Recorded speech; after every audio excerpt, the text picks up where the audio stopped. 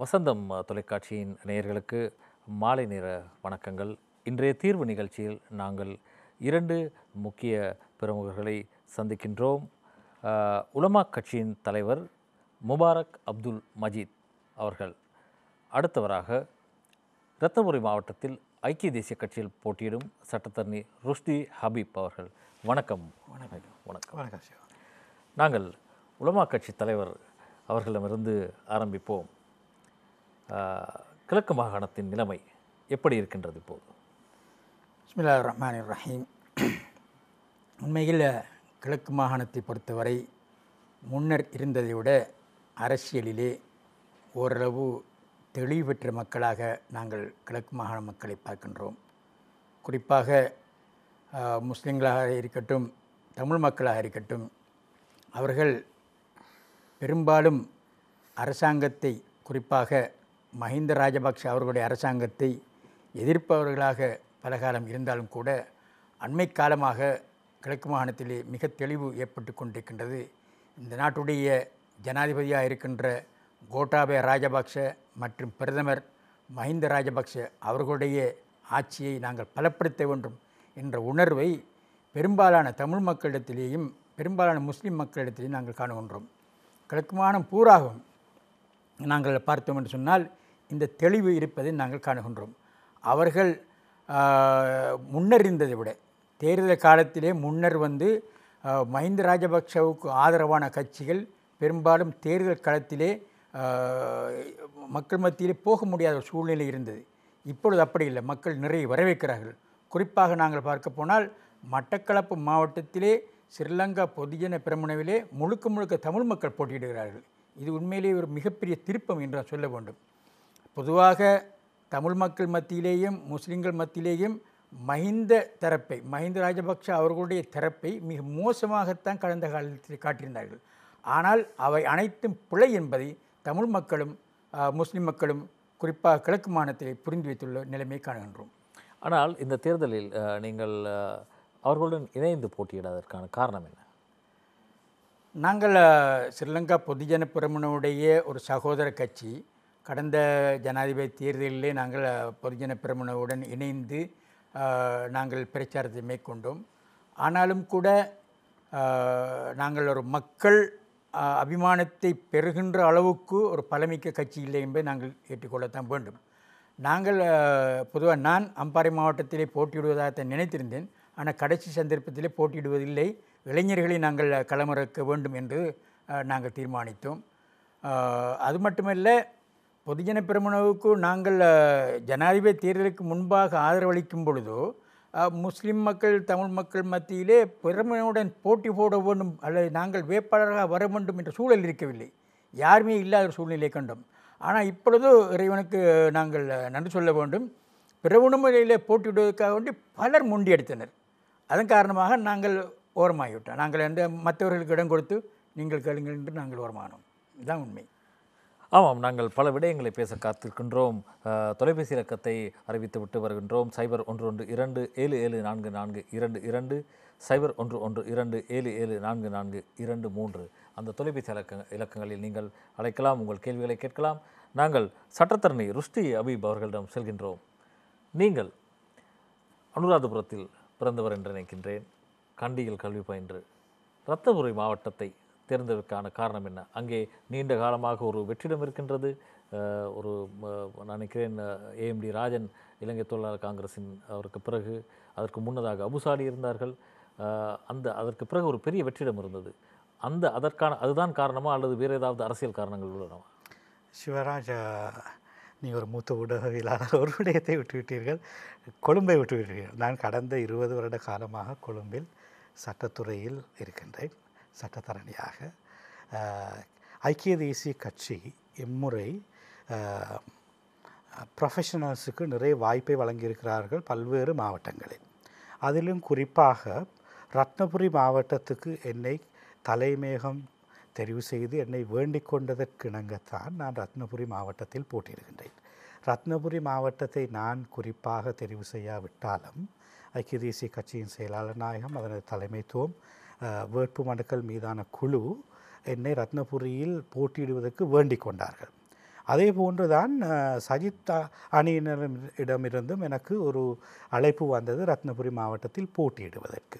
இருந்தபோதும் நான் ஐக்கிய தேசிய கட்சியை தெரிவு செய்து ரத்னபுரி மாவட்டத்தில் போட்டியிடுவதற்கான மிக பிரதான காரணங்களைத்தான் நீங்கள் தொட்டு வைத்த விடயம். அதாவது ரத்னபுரி மாவட்டத்தில் சிறுபான்மையினரது பிரதிநிதித்துவம் என்பது கடந்த 30 வருடங்களாக ஒரு கனவாக அமைந்திருக்கின்றது.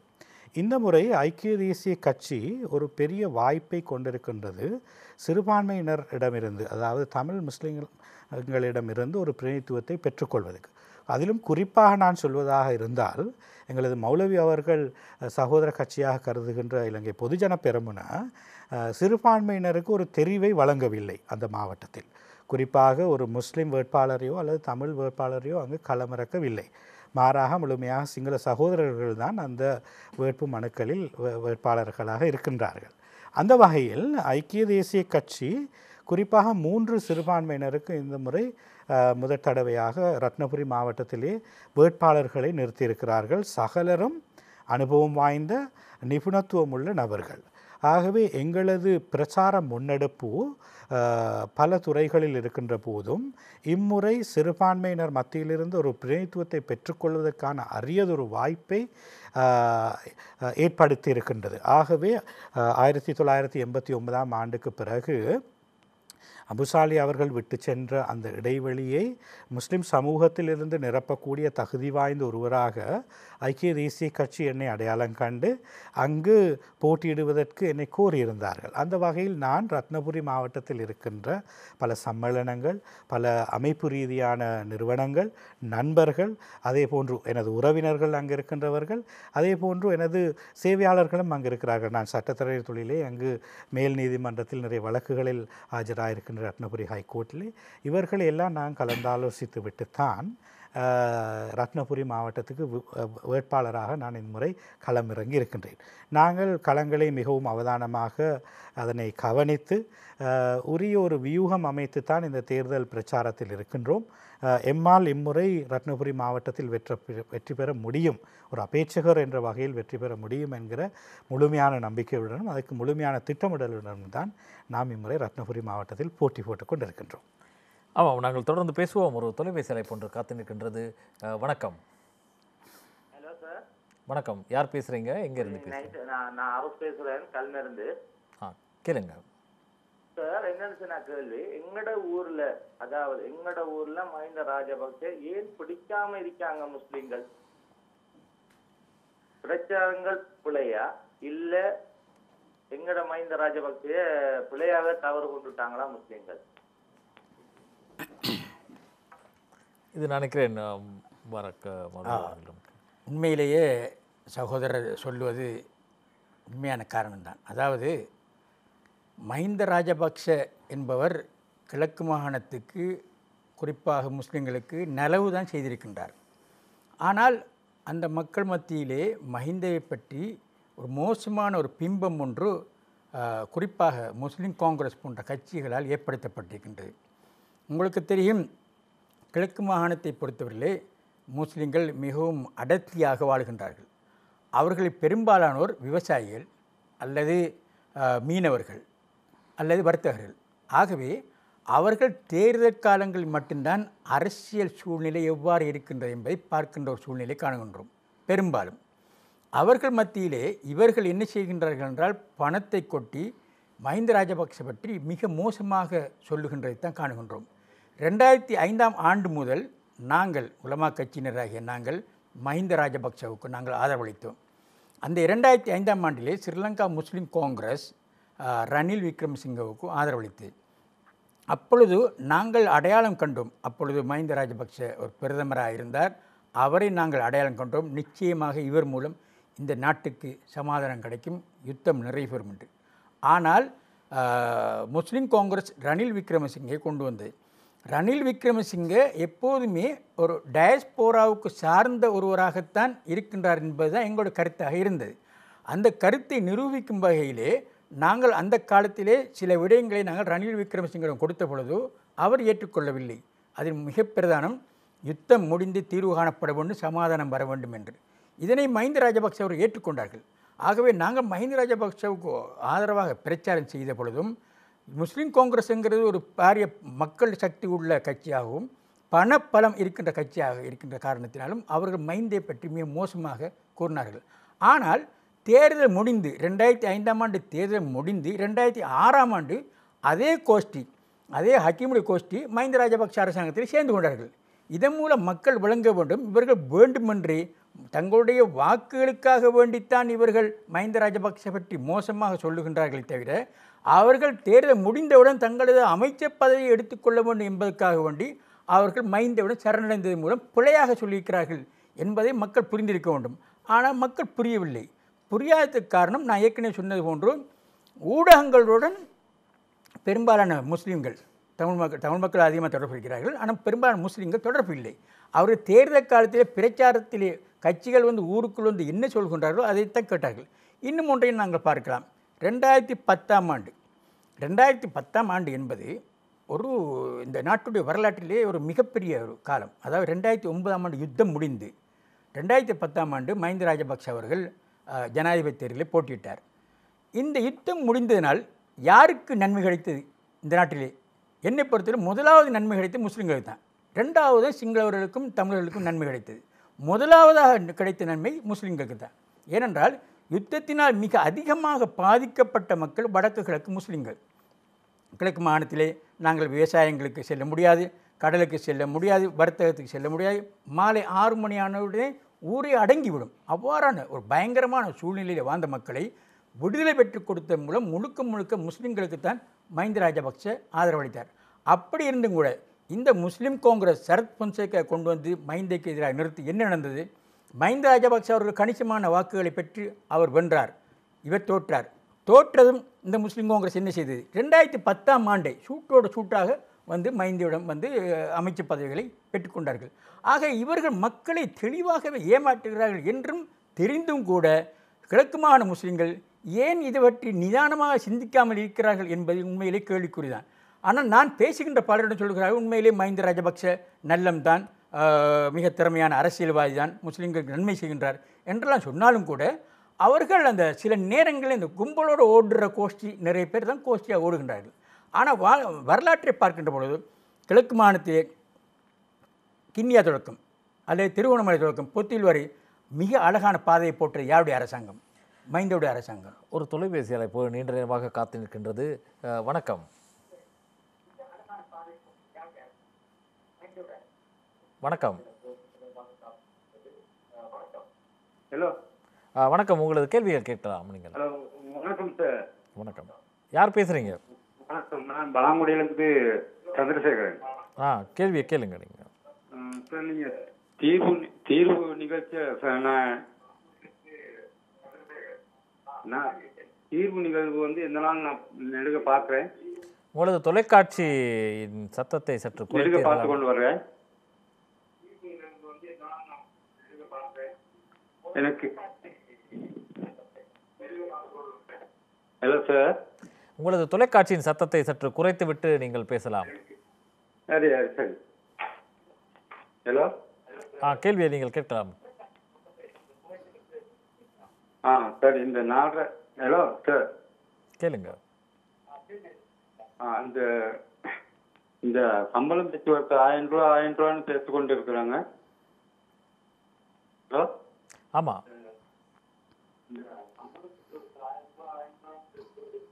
இந்த 4.5 வருஷ காலத்துல இந்த சம்பளத்தை பற்றி அவங்க அரசாங்கத்துல ஒரு விஷயம் பேசலையே தானே அவங்க? ஆமாம், நான் நினைக்கிறேன் அவரது தொலைபேசியில் சற்று இடையூறு இருக்கின்றது. அதே வேளை சம்பள பிரச்சனை சம்பந்தமான அவர் கேள்வி கேட்கின்றார். நான் நினைக்கிறேன் இந்த இடத்தில் இருவரும் அதற்கு ஒரு பதிலை கூற முடியாத ஒரு சூழ்நிலை தான் இருக்கின்றது. 4.5 வருடம்ங்கிறது ஐக்கிய தேசிய கட்சி ஆட்சியுடைய அரசாங்கம். ஆகவே அவர்கள் தான் நம்ம சொல்ல வேண்டும். தேர்தல் வேட்பாளர்களாக இருக்கும்போது அந்த கேள்விக்கு நாங்கள் பதில் கூறலாம். முதல் இவரது கருத்துரையாடலை முடிந்த பின்னர் சட்டத்தரணி நீங்கள். ஆகவே கிழக்கு மாகாணத்தை நாங்கள் பார்க்கின்ற பொழுது முழுக்க மஹிந்த ராஜபக்ஷ ஆட்சிக்காலம் என்பது ஒரு பொன்னான ஆட்சிக்காலம் என்று சொல்ல வேண்டும். கிழக்கு மாகாணத்திலே வீதி அபிவிருத்தியாக இருக்கட்டும், அங்கு திட்டங்கள் வீட்டு திட்டங்களாக இருக்கட்டும், பல அபிவிருத்திகளை கொண்டு வந்து முஸ்லீம் மக்களுக்கு மஹிந்த ராஜபக்ஷ அவர்கள் நான் நினைக்கிறேன் சிங்கள மக்களுக்கு செய்யாத அளவுக்கு முஸ்லீம்களுக்கு செஞ்சிருக்கிறார் கிழக்கு மாநிலத்தில். அந்த அளவுக்கு பாரிய வேலைகளை செய்தாலும் கூட மக்கள் மத்தியிலே அது ஒரு ஒரு ஒரு ஒரு ஒரு ஒரு ஒரு பூதம் மாதிரி இந்த முஸ்லீம் கட்சிகள் அவர்கள் மஹிந்த ராஜபக்சேயை ஏற்படுத்தியுள்ளார்கள். ஆகவே இப்பொழுதும் அந்த நிலைமை மாறிக்கொண்டு வருகிறது. இருந்தபோதும் கூட பாருங்கள், இப்பொழுதும் கூட அவர்கள் குறிப்பாக முஸ்லீம் காங்கிரஸாக இருக்கட்டும், மக்கள் காங்கிரஸாக இருக்கட்டும், இவர்கள் மஹிந்த ராஜபக்சேவை பற்றியும் கோட்டாபய ராஜபக்ச பற்றியும் ஒரு மிக மோசமாக சொல்லுகின்ற நிலைமை தான் காணுகின்றோம். அதாவது உண்மைக்கு மாற்றமாக, யதார்த்தத்துக்கு மாற்றமாக சொல்லுகின்றது தான் காணுகின்றோம். ஆனால் அவ்வாறு சொன்னாலும் கூட நான் நினைக்கின்றேன் எதிரே வரப்போகின்ற பொதுஜன பெரமுன அரசாங்கத்தில் அவர்கள் நிச்சயமாக சேர்ந்து கொள்வார்கள் அல்லது சேர்ந்து கொள்ள துடிப்பார்கள் என்பதை நாங்கள் காணலாம். ஆகவே மக்கள் புரிந்து கொள்ள வேண்டும், இவர்கள் மஹிந்த ராஜபக்ச பற்றி சொல்லுவது வேண்டுமென்றே பொய்யாக வேண்டுமென்றே அவர்கள் சொல்லுகிறார்கள் என்பதுதான் உண்மை. இதனை என்னால் தொடர்ந்து என்னுடைய பேச்சுக்கள் இன்ஷா அல்லாஹ் முழு வரலாற்றையும் சொல்லியும் கூட என்னால் சொல்ல முடியும். ஆமாம், சட்டத்தரணி அவர்களே, உங்களிடம் 2 கேள்விகள். ஒரு கேள்வி, அவர் நேரடியாக ரணில் டயஸ்போராவுடன் தொடர்பு என்ற ஒரு விமர்சனத்தை முன்வைத்தார். அதுவும் அந்த சம்பள பிரச்சனை சம்பந்தமான. நான் நினைக்கிறேன் டயஸ்போராங்கிறது புலம்பெயர்ந்த எம் நாட்டின் மக்கள். அவர்களுக்கு ஒரு தொப்புள் கொடி உறவு இருக்கின்றது. தம் நாட்டு தாயகத்தில் இருக்கிற தங்களது தொப்புள் கொடி உறவுகளுக்கு நடக்கின்ற பிரச்சனைகளின் போது அவர்களது கவனம் தொடர்ந்து ஈர்க்கப்படுகின்றது. அது சர்வதேச ரீதியான அரசியல்களுக்கு உட்பட்டு செயற்பாடுகளிலும் அமையலாம். இருந்த போதும் இலங்கை நாட்டில் நடக்கின்ற விடயங்களை புலம்பெயர்ந்த எமது சகோதரர்கள் அந்தந்த நாடுகளிலிருந்து மிகவும் அவதானத்துடன் இருக்கின்றார்கள். இந்நாட்டிலே அவர்களது சமூகங்களுக்கு மக்களுக்கு உரிமை மறுப்புகள் நடக்கின்ற போது, அவர்களது உள்ளங்கள் நோகடிக்கப்படுகின்ற போது, அவர்களது இருப்பு சம்பந்தப்பட்ட பிரச்சனைகள் உள்நாட்டிலே தோன்றுகின்ற போது சர்வதேசத்தில் இருக்கிற புலம்பெயர்ந்த இலங்கை பிரஜைகள் அது தொடர்பாக குரல் கொடுப்பார்கள். அவர்களுக்கு செவி மடுப்பது அந்தந்த காலப்பகுதியில் இருக்கின்ற அரசு தலைவர்கள், கட்சி தலைவர்களது கடமையாக இருக்கின்றது. அவர்கள் நாட்டுக்கு துரோகம் விளைவிக்கின்ற போது அவற்றை நாங்கள் வேறு விதமாக கண்காணிக்க வேண்டும், பார்க்கப்படல் வேண்டும். இருந்தபோதும் ரணில் விக்ரமசிங்க அவர்களோ எந்த தலைவருமோ புலம்பெயர்ந்த எம் சமூகங்களது அக்கறைகளை உள்நாட்டில் கவனத்தில் எடுப்பது என்பது ஒரு குறை அல்ல. அவற்றுக்கு கண்டிப்பாக நாங்கள் அவதானம் செலுத்த வேண்டும். ஏனென்றால் நாம் இன்று சர்வதேசத்திலிருந்து விடுபட்டு இருக்க முடியாது. நமது என்ன சொல்லலாம், இறைமை இருக்கலாம், இறைமைக்கு நாங்கள் முக்கியத்துவம் கொடுக்க வேண்டும். இருந்தபோதும் நாம் இன்று ஒரு பூகோளவிய குளோபலைஸ் கம்யூனிட்டியில் இருக்கிறோம். ஆகவே இங்கு நாம் ஏற்றுமதி செய்கின்ற விடயங்கள் அங்கு ஏற்றுமதியாக போய் சேர வேண்டுமாக இருந்தால் உள்நாட்டில் உரிமைகள் காக்கப்பட வேண்டும். நாங்கள் மனித உரிமைகள் விடயத்தில் இன்று ஐக்கிய நாடுகள் மனித உரிமைகள் நிலையம் இவை மிகவும் மும்முரமாக செயற்படுகின்றது. அழுத்த குழுக்கள் எல்லா இடங்களிலும் இருக்கிறார்கள். சர்வதேசத்தில் புலம்பெயர்ந்த எம் சகோதரர்கள் அழுத்த குழுக்களாக செயற்படுவார்கள். அவற்றை தவிர்க்க முடியாது. அவை சர்வதேச மனித உரிமை விடயங்கள் ஒன்று. இரண்டாவது, பலாங்குடையிலிருந்து கேள்வி கேட்ட சகோதரர் இந்த 1000 ரூபாய் பிரச்சனை சம்பந்தமாக கேட்டிருந்தார்.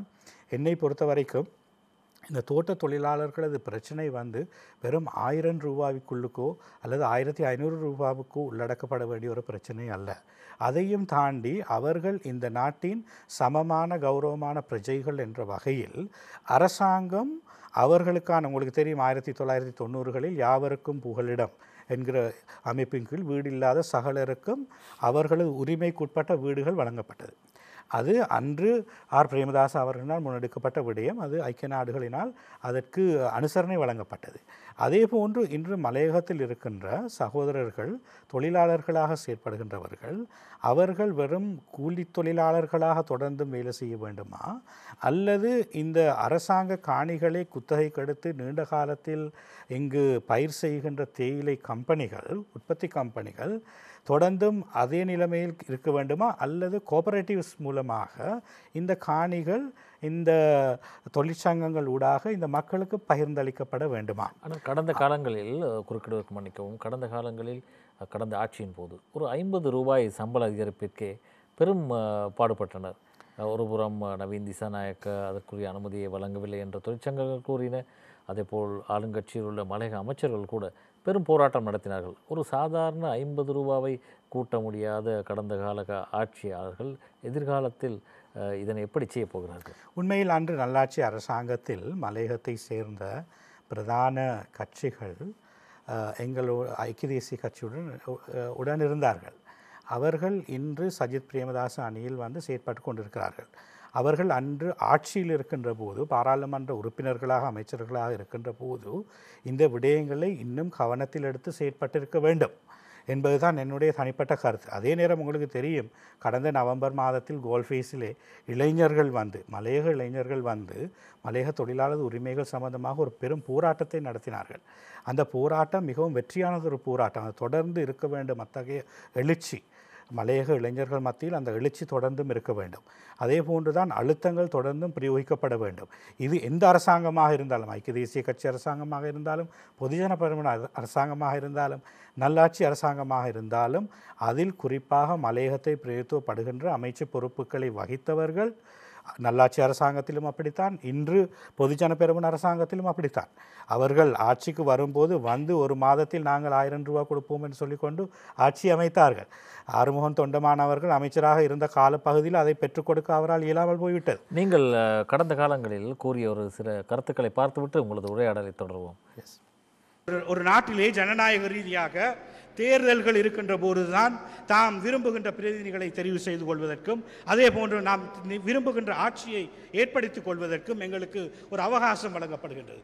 இந்த அரசாங்கம் என்ன செய்து கொண்டிருக்கின்றது என்றால், வேண்டுமென்றே சிறுபான்மையினரின் பிரதித்துவத்தை குறைக்கின்ற விதமாகவும், அதே போன்று தேர்தல்களை பின்பற்றுவதன் மூலமாகவும் மக்களது உரிமைகளை, ஜனநாயகத்தை மறுத்து கொண்டிருக்கின்ற ஒரு அரசாங்கமாக நாங்கள் இதை பார்த்து கொண்டிருக்கின்றோம். ஆகையினால்தான் எங்கள் எல்லோர் மீதும், தமிழ், முஸ்லிம், சிங்கள சகல மக்கள் மீதும் சகோதரத்துடன் நாங்கள் இந்த ஆட்சி மாற்றத்தில் பங்காளிகளாக இருந்து இந்த மக்களுக்கு சுபிட்சத்தையும், இந்த நாட்டுக்கு பொருளாதார வளத்தையும் அபிவிருத்தியையும் ஏற்படுத்தக்கூடிய ஒரு நிலைமையை நாங்கள் ஏற்படுத்த வேண்டிய தேவை எங்கள் அனைவருக்கும் ஒவ்வொருவரது கைகளிலும் இருக்கின்றது.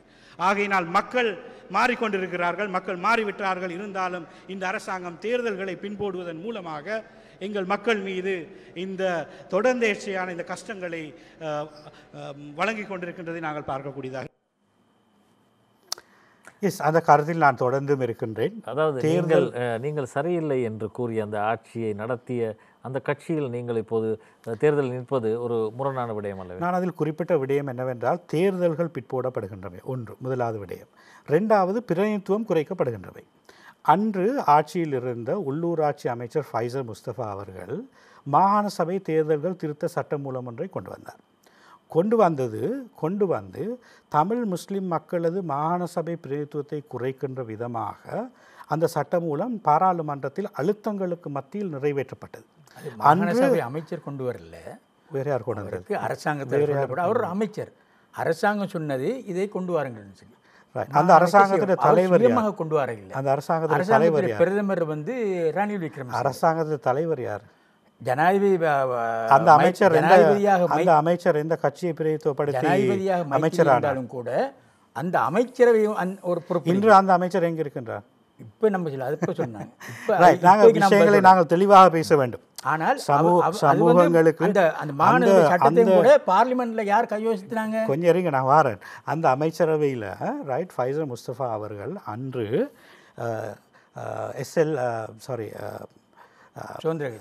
ஜனாதிபதி அவர்களுடைய கட்சி, அதாவது மைத்ரிபால சிறிசேனா அவர்களுடைய சுதந்திர கட்சியின் ஊடாக தெரிவாகி அன்று அமைச்சரவையில் இந்த சட்டமூலம் கொண்டு வரப்பட்ட போது பெருவாரியாக முஸ்லிம் தமிழ் மக்கள் வந்து அதனை எதிர்த்தார்கள். அன்று முஸ்லிம் மக்களை பிரதிநிதித்துவப்படுத்திய தலைவர்கள், அன்று கட்சிகள் அதற்கு ஆதரவாக அழுத்தங்களுக்கு மத்தியில் வேறு வழி இல்லாது வாக்களித்தார்கள். அதை தெளிவுபடுத்துகிறேன். நீங்கள் கொஞ்சம் பொறுமையாக இருந்தால் மௌலவி, உங்களுக்கு பொறுமை இருந்தால் அதை கேட்கலாம் நீங்கள் தெளிவாக. சரியா? நீங்கள் அவங்கள காப்பாற்ற வேண்டிய நான் ஒரு கேள்வி கேட்குறேன் மௌலவி உங்களுக்கு. இந்த தேர்தல் நடந்ததுக்கு பிறகு பாராளுமன்ற தேர்தல் முறையை மாற்றுகின்ற ஒரு தேர்தல்கள் சட்டமூலம் வரும். அந்த சட்டமூலமும் அன்று மாகாண சபையில் எந்த அளவுக்கு பிரதிநிதித்துவத்தை குறைக்கின்ற விதமாக திருத்தங்களுடன் முன்மொழியப்பட்டு பாராளுமன்றத்தில் நிறைவேற்றப்பட்டதோ அதே விதத்தில் பாராளுமன்ற திருத்த சட்டமூலம் ஒன்று வரும் தேர்தல்களில் அதன் போது நீங்கள் அதற்கு ஆதரவாக இருப்பீர்களா இல்லையா? வரப்போகின்ற தேர்தலுக்கு முதல்ல நான் கேட்குறேன், உங்களுக்கு வரப்போகின்ற தேர்தலை பற்றி பேசுவதற்கு முன்னாலே இந்த நீங்கள் சொன்னீங்களே இந்த உங்களுடைய ஸ்பீச்சில் இந்த தேர்தல்களை அரசாங்கம் ஒத்தி போடுகின்ற அது வந்து ஐக்கிய தேசிய கட்சி அரசாங்கத்தில் செஞ்ச மோசடி. ஐக்கிய தேசிய கட்சி அரசாங்கம் தான் தேர்தலை பிற்படுத்தியது. உங்களுக்கு தெரியும், தேர்தலில் ஜனாதிபதி மஹிந்த ராஜபக்ச காலத்திலே ஒரு தேர்தலையும் பிற்படுத்தவில்லை. கிழக்கு மாகாண சபை தேர்தலை நடத்தி காட்டினார், வடமாகாண சபை தேர்தலை நடத்தி காட்டினார், முழு மாகாண சபைக்கு தேர்தலை காட்டினார். ஆனால் ஐக்கிய தேசிய கட்சிக்கு ஒரு பயம் வந்தது, மாகாண சபை தேர்தல் நடத்தினால் நாங்கள் கவுந்து விடுவோம் என்று. அதன் காரணமாகத்தான் அவர் இந்த பாராளுமன்றத்திலே மாகாண சபை திருத்த சட்டத்தை கொண்டு வந்து அங்கு என்ன செய்தார்கள், உங்கள் எல்லோருக்கும் தெரியும். சில பாராளுமன்ற உறுப்பினர் குற்றச்சாட்டுப்படி சில முஸ்லீம் கட்சிகள் கூட பணம் வாங்கி கொண்டு அவர் வாக்களித்தார்கள் கூட குற்றச்சாட்டு இருக்கின்றது. நீங்கள் எனது நேரத்தை எடுத்துக்கொண்டிருக்கிறீர்கள். இந்த கேள்விக்கு நான் பதில் வழங்க வேண்டும். ரைட், உங்களது நேரத்தில் நீங்கள் அதுக்கான பதிலை நீங்கள் வழங்குங்கள். அன்று நல்லாட்சி கால பகுதியிலே சிறுபான்மையின மக்கள் மீது பல பிரச்சனைகள் உருவாக்கப்பட்டது. அதே பிரச்சனைகள் இன்றைக்கு பல பூதாகரமான பிரச்சனைகளாக வந்து கொண்டு அதே கொள்கையில் இந்த அரசாங்கம் தொடர்ந்து பயணித்து கொண்டிருக்கின்றது. அன்று அவற்றை கொண்டு வந்தவர்கள் இன்று இந்த அரசாங்கத்தில் இருக்கிறார்கள். ஆகவே இந்த விடயங்களை நாங்கள் தெளிவாக பேச வேண்டும். அன்றைக்கு தினேஷ் குணவர்தன் அவர்களது கிரீன் பேப்பர் தான் என்ன என்று சொன்னால், தொகுதி வாரியில் தேர்தல்கள் நடத்தப்பட வேண்டும். தினேஷ் குணவர்தன் அவர்களது அறிக்கையைத்தான் அமைச்சர் ஃபைசர் முஸ்தபா அவர்கள் அமைச்சரவையில் அங்கீகாரம் பெற்று சட்டம் பொறுமை அறியாமல் ஒரு கேள்வி கேட்டால் அதுக்கு பதில் சொல்ல விடுங்க. ரைட், சம்பிகா அவர்களை பற்றி நாங்கள் பேசலாம், மனத்தியால கிடக்கல. அவர்கள் சம்பிகா அவர்கள் புத்தகங்கள் வெளியிட்டு இன்றைக்கு எந்த அளவுக்கு முஸ்லீம் தமிழ் மக்களது உரிமைகளை குறைக்கலாமோ, இருப்ப சூறையாடலாமோ, அதுக்கு தேவையான சகல புத்தகங்களையும் அவர் எழுதியிருக்கிறார். அந்த புத்தகங்களின் வடிவமைப்பில் தான் இன்று செயற்பாடுகள் நடந்து கொண்டிருக்கின்றது.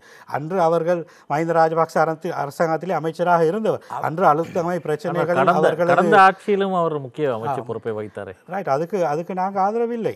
எந்த ஆட்சியிலும் கூட்டாட்சிகள் அமைகின்ற போது விதிவிலக்காக நபர்கள் ஒன்று சேர்ந்து கொள்கின்றார்கள். ஆனால் என்னை பொறுத்த வரைக்கும் எந்த கூட்டணிகள் வந்தாலும் சிறுபான்மையினர் மீது, குறிப்பாக அவர்களது பிரதிநிதித்துவம் மீது வருகின்ற அடிகளை நாங்கள் முன்னோக்க வேண்டும். இப்போ நீங்கள் சார்ந்திருக்கிற மௌலவி பொதுஜன பெரமுனா கொழும்புல முஸ்லீம் மக்களுக்கு பிரதிநிதித்துவம் வழங்கியிருக்கிறீங்களா? பொதுஜன பெருமை கொடுத்துருக்கிறீங்களா? நீங்க ரத்னபுரியில பிரதிநிதித்துவம் கொடுத்துருக்கிறீங்களா? ஏன் நீங்க மக்களை அம்பாறை மாவட்டத்தில் நீங்க உங்களோட நேரத்தில் நீங்க சொல்லுங்க. உங்களோட அம்பாறை மாவட்டத்தில் பாருங்க என்ன செஞ்சிருக்கிறீங்க. பல கட்சிகளை போட்டு சிதறடிச்சு வாக்குகளை அங்கு வளமையாக வருகின்ற 3 பிரதிநிதித்துவத்தை நீங்க கேள்விக்குறியாக இருக்கிறீங்க. அதுக்கு நீங்களும் சேர்ந்து துணை போயிருக்கின்றீங்க. நீங்களும் சேர்ந்து போயிருக்கின்றீங்க. பிரதிநிதித்துவம் என்கிறது தேர்தல்கள் சட்டத்தில் இருக்கிற காப்புல இருந்து இருக்கணும். ரைட், இன விகிதாசாரப்படி விகிதாசார முறை தேர்தல் இன்றியமையாத ஒரு முறைமை. அந்த முறைமையை மாற்றினார்கள். அதுக்கு பொறுப்பு கூற வேறியவர்கள் இன்று 2 தரப்பிலும் இருக்கிறார்கள். அதுக்கு சுதந்திர கட்சி தான் அதுக்கு தினேஷ் குணவர்தன் அவர்கள். சிறிய குறுக்கீடு. கடந்த தேர்தலை பார்த்தால், ஜனாதிபதி தேர்தலை பார்த்தால், சிறுபான்மையினரின் வாக்குகள் இந்த இப்போதுள்ள ஜனாதிபதிக்கு கணிசமான அளவு கிடைக்கவே இல்லை, பெரும்பான்மையாக கிடைக்கவில்லை. அதனால் அவர்கள் இந்த பாராளுமன்ற தேர்தலில் அவர்கள் சில வியூகங்களை வகுத்திருக்கலாம். அந்த அடிப்படையில் அவர்கள் சென்றிருக்கலாம். கொழும்பில் போடாததும் அம்பாறையில் இடாததும் அப்படியான சில தேர்தல் கால அரசியல் வியூகங்களை அவர்கள் வகுத்திருக்கக்கூடும், போட்டிருக்கிறார்கள். கடந்த காலங்களில் நீங்கள் தெரிவித்த ஒரு கருத்தை பார்த்துவிட்டு நாங்கள் மீண்டும் தொடருவோம். கடந்த அரசாங்கம் கவிழ்க்கப்பட்டு இந்த அரசாங்கம் அன்று சொன்ன எந்த ஒரு வாக்குறுதியை நிறைவேற்றாத நிலையிலே இன்று எங்களுக்கு தெரிய வந்திருக்கின்றது. இந்த திகன போன்ற பகுதிகளிலே பாதாள உலக கோஷ்டியினரும் போலீசாரும் சேர்ந்து சூழ்ச்சிகரமான ஒரு முறையிலே சிறுபான்மை முஸ்லிம் மக்களுக்கு எதிராக கட்டவிழ்த்து விட்ட இன வன்முறைகளின் ஊடாக அதனது குறைபாடுகளையும் முன்னாள் அரசாங்கத்தின் மீதும் முன்னாள் பாதுகாப்பு செயலாளர் அவர்களின் மீதும் அந்த குறைகளை போடுவதன் மூலமாக தொடர்ந்து ஒரு அரசாங்கத்தை தக்க வைத்துக் கொள்வதற்காக இந்த அரசாங்கம் தொடர்ந்து முயற்சி செய்து கொண்டிருக்கின்றது. இந்த ஒரு சதி சூழ்ச்சி பின்னணியிலேயே தான் நாங்கள் இன்று ஒரு புதிய அரசாங்கத்தை நோக்கிய பயணத்தில் சென்று கொண்டிருக்கின்றோம். ஒரு ஆட்சி மாற்றத்துக்கான தேவை, பொருளாதார சுபீட்சம் தேவைப்பட்டிருக்கின்றது. மக்களை கஷ்ட நிலைகளிலிருந்து விடுவிப்பதற்கு பதிலாக மத்திய வங்கியை கொள்ளையடிக்கின்ற விதமாகவும், அதே போன்று பொருளாதாரம் மிகவும் பாதாளத்துக்கு விழுகின்ற அளவுக்கு இந்த அரசாங்கம் நிதி முகாமைத்துவத்திலே மிகவும் குறைபாடான ஒரு அரசாங்கமாக இருக்கின்றது. நீதி சட்டம் நிலைநாட்டப்படவில்லை. உங்களுக்கு தெரியும், எங்களுக்கு எத்தனையோ வன்முறைகளுக்கு உள்ளாக்கப்பட்ட ஒரு சமூகம் எந்த விதமான நீதியையும் பெறாத ஒரு நிலையிலே அதனை ஒரு பேசுபொருளாக வைத்துக்கொண்டு இனவாதத்தை ஒரு முதலீடாக வைத்துக்கொண்டு ஆட்சி செய்கின்ற ஒரு அரசாங்கத்தை நாங்கள் பார்த்து கொண்டிருக்கிறோம். இவற்றை எல்லாம் முன்னாள் ஜனாதிபதி அதே போன்று பாதுகாப்பு செயலாளர் அவள் மீது இதை ஒரு குறையாக திணிப்பதன் மூலமாக தொடர்ந்து இந்த ஒரு கூட்டாட்சியை வைத்துக்கொண்டு மக்களை ஏமாற்றிக் கொண்டிருக்கலாம் என்று இந்த ஆட்சியாளர்கள் நம்பிக்கொண்டிருக்கிறார். அதனை நாங்கள் மாற்ற வேண்டிய தருணம் வந்திருக்கின்றது. மத்திய வங்கியின் அந்த பிணைமுறை மோசடியில் சம்மந்தப்பட்டவர்கள் கூட அது சம்பந்தமான விமர்சனங்கள் சுமத்தப்பட்டவர்கள் கூட இந்த முறை தேர்தலில் நிற்கிறார்கள். அப்படி நிதி பொருளாதார கொள்கைகளை ஒழுங்காக செய்ய முடியாத ஒரு கட்சியில் நீங்கள் எந்த அடிப்படையில் போட்டியிடுகின்றீர்கள்? இது நியாயமான கேள்விதான். ரைட், அன்றைய சூழ்நிலையில் நீங்கள் பார்த்தால் அந்த கூட்டாட்சி ஒன்று இருந்தபோது அந்த கூட்டாட்சிக்கு பின்னணியில் சில பேர் இருந்தாங்க. இந்த கூட்டாட்சியின் தலைவர் ஒரு கட்டத்தில் பிரதமரை மாற்றி ரைட் இன்னொருத்தரை கொண்டு வந்து ரைட் அதை பிரச்சனையாக்கி ஒரு நாளுமே அந்த அரசாங்கத்தை நியாயமான முறையில் முன்கொண்டு சொல்ல விடையில்லை. கூட்டாட்சி ஒரு அரசாங்கத்தை கொண்டு நடத்துறதுல பெரிய ஒரு தடங்கலாகத்தான் அன்று இருந்தது. அந்த சந்தர்ப்பத்தில் நாங்கள் பார்த்த விடயங்கள் தான் இந்த பிரச்சனைகள் ஏற்பட்ட போது முஸ்லீம் மக்கள் சம்பந்தப்பட்ட உங்களுக்கு தெரியும், அன்று அலுத்கம சம்பவத்தில் பாதிக்கப்பட்ட மக்கள் தொடர்ந்தும் அதற்கு எதிரான ஒரு நிலைப்பாட்டில் தான் ஆட்சி மாற்றம் ஒன்றை கொண்டு வந்தார். அப்படிப்பட்ட ஆட்சி மாற்றத்திலே பாதுகாப்பு அமைச்சராக இருந்தவர் ஜனாதிபதி தவற விட்டிருந்தார். 7 நாட்கள் வரை திகன சம்பவம் நடந்து கொண்டிருந்தது, 7 நாட்கள் வரை. அப்போ அந்த விடயங்களில் பின்னால் இருந்தவர்கள் என்று தெரிய வந்திருக்கிறது, யார் அவர்கள் என்ற விடயங்கள் தெரிய வந்திருக்கிறது. அப்படிப்பட்ட ஒரு சூழ்நிலையில் தான் நான் அன்று அதுக்கு எதிராக கிடைத்த ஒரு மேடையில் நான் அதுக்கு எதிராக கதைத்திருக்கின்றேன். அன்று திகனை பிரச்சனையை மையப்படுத்தி கொண்டு தீர்வு வழங்காமல் இருந்த அரசாங்கத்துக்கு எனது விமர்சனங்களை செய்திருக்கிறேன். அதே போன்று தான் அன்று மத்திய வங்கியில் நடந்த ஊழல் விடயங்களில் மத்திய வங்கி நிதி முகாமைத்துவத்தில் பாரிய பிழை நடந்திருக்கின்றது. அந்த விடயங்கள் சம்பந்தமாக நான் கதைத்திருக்கின்றேன். அதே நிலைப்பாட்டில் நான் இன்றும் இருக்கின்றேன். மத்திய வங்கி விடயத்தில் பிழை விட்டவர்கள் அல்லது அதில் குற்றவாளிகளாக வருகின்றவர்களுக்கு உயரியபட்ச தண்டனை வழங்கப்பட வேண்டும். அதில் ஏற்பட்ட நஷ்டங்கள் மீளப்பெறப்பட வேண்டும். அந்த முகாமைத்துவம் வெளிப்படையானதாக இருக்க வேண்டும். அதே போன்றுதான் அலுத்கமை பிரச்சனையாக இருந்தாலும், திகனை பிரச்சனையாக இருந்தாலும், மினுவங்குடை பிரச்சனையாக இருந்தாலும், யார் எவர் ஆட்சியில் இருந்தாலும் அந்த நபர்கள் மீது நாங்கள் எங்களது விமர்சனங்களை தொடர்ந்து செய்து கொண்டே இருப்போம். அவர்களுக்கு எதிரான சட்ட நடவடிக்கைகளை எடுத்துக்கொண்டே இருப்போம். அவர்கள் யார் என்பதை கிடைக்கின்ற எல்லா மேடைகளிலும் நாங்கள் அடையாளம் காட்டுவோம். அதற்கான வேலைகளை நாங்கள் அச்சமின்றி செய்வோம். தொடர்ந்து நாங்கள் அவற்றை செய்வோம். ஆனால் மத்திய வருகின்ற எல்லா அரசாங்கங்கள் மீதும் விமர்சனங்கள் இருக்கும். விமர்சனங்களை முன்வைப்பதன் மூலம்தான் அவர்களை வெளிப்படையான அரசாங்கங்களாக நாங்கள் மாற்ற முடியும். ஆகவே நாங்கள் இப்போது ஆதரவளிக்கிற கட்சி அன்று அரசாங்கத்தில் இருக்கின்ற போது விட்ட பிழைகளை நாங்கள் நியாயப்படுத்த முடியாது. அவற்றில் நாங்கள் தொடர்ந்து அந்த கருத்துக்களில் நாங்கள் இருப்போம். ஆகவே பிணைமுறி மோசடி தொடர்பில் ஜனாதிபதி விசாரணை ஆணைக்குழுவின் அறிக்கையின்படி சட்டமா அதிபர் மேல் நீதிமன்றத்திலே தற்போது குற்றப்பத்திரிகை தாக்கல் செய்திருக்கிறார். சட்டமா அதிபர் இந்த அரசாங்கத்திலே குற்றப்பத்திரிகை ஒன்றை தாக்கல் செய்து அதில் குற்றவாளிகளை அடையாளம் கண்டிருக்கிறார். அந்த வழக்கு மேல் நீதிமன்றத்திலே இருக்கின்றது. அந்த வழக்கில் சம்பந்தப்பட்ட அனைவரும் முழுமையாக முறையாக விசாரிக்கப்பட வேண்டும். அவர்கள் மீதான குற்றங்கள் நிரூபிக்கப்படுமாக இருந்தால் அவர்களுக்கு தண்டனை வழங்கப்படும். உங்களது கட்சி ஒரு வேலை ஆட்சிக்கு வந்தால் இந்த மத்திய வங்கி பிணைமுறை மோசடியில் ஈடுபட்டவர்கள் அவர்களுக்குரிய தண்டனை வழங்குவீர்களா? கண்டிப்பாக. நான் கட்சியில் இருக்கின்ற வரைக்கும் ரைட், எனது தனிப்பட்ட கருத்தும் கட்சியின் கருத்தும் அதுதான். யாராக இருந்தாலும் மோசடியில் ஈடுபட்டிருந்தால், யாராக இருந்தாலும் நிதி கையாடல்களில் ஈடுபட்டிருந்தால் அவர்கள் மீதான விசாரணை தெளிவானதாகவும் பகிரங்கமானதாகவும் இருக்க வேண்டும். அவர்களுக்கு தண்டனை வழங்கப்பட வேண்டும். சட்டமாதிபர் இன்று நாட்டிலே சட்டமாதிபர் ஒருத்தர் இருக்கிறார். சட்டமாதிபர் தான் இத்தகைய குற்றங்களில் மேல் நீதிமன்றத்தில் வழக்கு தாக்கல் செய்ய வேண்டும். தற்போது இருக்கிற அரசாங்கம் அன்றைய ஜனாதிபதி ஆணைக்குழுவின் அறிக்கையின் பிரகாரம் குற்றவாளிகள் அடையாளம் காணப்பட்டிருக்கிறார். அந்த ஜனாதிபதி ஆணைக்குழு அவர்களது ரெக்கமெண்டேஷன்ஸை கொடுத்திருக்கிறார்கள். இந்த நபர்களுக்கு எதிராக குற்றப்பத்திரிகை தாக்கல் செய்து குற்றவியல் நடவடிக்கை எடுக்க வேண்டும் என்று. தற்போது சட்டமாதிபர் மேல் நீதிமன்றத்திலே குற்றப்பத்திரிகை தாக்கல் செய்திருக்கிறார். அதில் குற்ற சந்தேக நபர்கள் இருக்கிறார்கள். அவர்களுக்கு எதிரான சட்ட நடவடிக்கைகள் துரிதப்படுத்த வேண்டும் இந்த அரசாங்கம். அவர்களுக்கு எதிராக வருகின்ற அரசாங்கம் ஐக்கிய தேசிய கட்சி அரசாங்கமாக இருந்தாலும் அவர்கள் அதில் பின் நிற்க முடியாது. ஏனென்றால் தாக்கல் செய்யப்பட்ட ஒரு குற்றப்பத்திரிகை தொடர்பாக அந்த விசாரணைகள் நடத்தப்பட வேண்டும். உதாரணத்துக்கு இன்று விமல் வீரவங்ச அவர்களுக்கு எதிரான ஊழல் வழக்கு இருந்தது மேல் நீதிமன்றத்தில். அவர் ஆட்சிக்கு வருவாராக இருந்தால் அந்த வழக்கு நிலுவையில் போடப்படக்கூடாது, அந்த வழக்கை துரிதமாக விசாரிக்க வேண்டும். அவ்வாறு தான் எந்த அரசாங்கமாக இருந்தாலும், எந்த அரசியல்வாதியாக இருந்தாலும், எந்த அரசியல் கட்சியாக இருந்தாலும் நாம் தெளிவாக இருக்க வேண்டும், பொதுமக்கள் தெளிவாக இருக்க வேண்டும். தாங்கள் தெரிவு செய்கின்ற பிரதிநிதிகள் எத்தகையவர்கள், அவர்களது பின்னணி என்ன, அவர்கள் கடந்த காலங்களில் ஊழல்களில் இதுகளில் ஈடுபட்டிருந்தால் அவர்களை தெரிவு செய்யவும் கூடாது. சட்ட ரீதியாக அவர்களுக்கு எதிரான நடவடிக்கைகள் எடுக்கப்பட வேண்டும். உங்களுக்கு தெரியும், விசேட மேல் நீதிமன்றம் ஒன்று கடந்த அரசாங்கம் கொண்டு வந்திருக்கிறது. இந்த விசேட மேல் நீதிமன்றத்தின் தேவை என்னவென்றால் பாரிய ஊழல் மோசடிகள் செய்வது தொடர்பாக விசாரிப்பது. அந்த நீதிமன்றத்தை மூடுவதற்கான நடவடிக்கைகளை இப்போது எடுத்துக்கொண்டிருக்கிறார். இன்னொன்று தான் பொதுமக்களுக்கு இருக்கின்றது தகவல் அறிவதற்கான சட்டமூலம். அவர்கள் இந்த விடயங்களை பொதுமயப்படுத்தலாம். ஊடகவியலாளர்களுக்கு மிகவும் பிரயோசனமான ஒன்று. யாராவது ஒரு ப்ரொஜெக்டை செய்திருந்தால் அந்த ப்ரொஜெக்டின் அவுட்கம் என்னது, செலவுகள் என்னது, கமிஷன்ஸ் போயிருக்குதா, தகவல் அறியும் சட்டம் மூலமாக அவர்கள் கூறலாம். நீங்கள் கூறுவது போல அந்த விசேட நீதிமன்றம் கடந்த காலங்களில் எந்த ஒரு குற்றச்சாட்டையும் அந்த நீதிமன்றத்தால் நிரூபித்து யாருக்கும் ஒரு தண்டனை வழங்க முடியாது என்ற ஆதாரங்கள் இல்லாத அந்த நீதிமன்றம் ஆரம்பித்து சில காலங்களிலேயே ஆட்சி மாற்றம் மட்டும் வந்துவிட்டது. அந்த குறிப்பிட்ட காலப்பகுதியில் நிறைய விசாரணைகள் நடந்தன. அது ஒன்று. அடுத்ததாக அந்த விசாரணை இன்னொரு குறுக்கீடு, நீங்கள் கூறினீர்கள் உங்களது ஆட்சி வந்தால் பிணைமுறை மோசடி சம்பந்தமான விசாரணைகள் நடக்கும். ஆனால் கடந்த ஆட்சியில் அமைச்சர் சம்பிக்க அவர்களது வாகனம் விபத்துக்குள்ளானது போனது கூட அதற்கு ஒரு நீதியான விசாரணை நடைபெறவில்லை. அந்த இளைஞன் அங்கே ஊனமுற்று இன்னும் வீட்டில் கிடக்கின்றார். உங்களுடன் நான் 100% உடன்படுகின்றேன். எப்படி மக்கள் நம்புவது?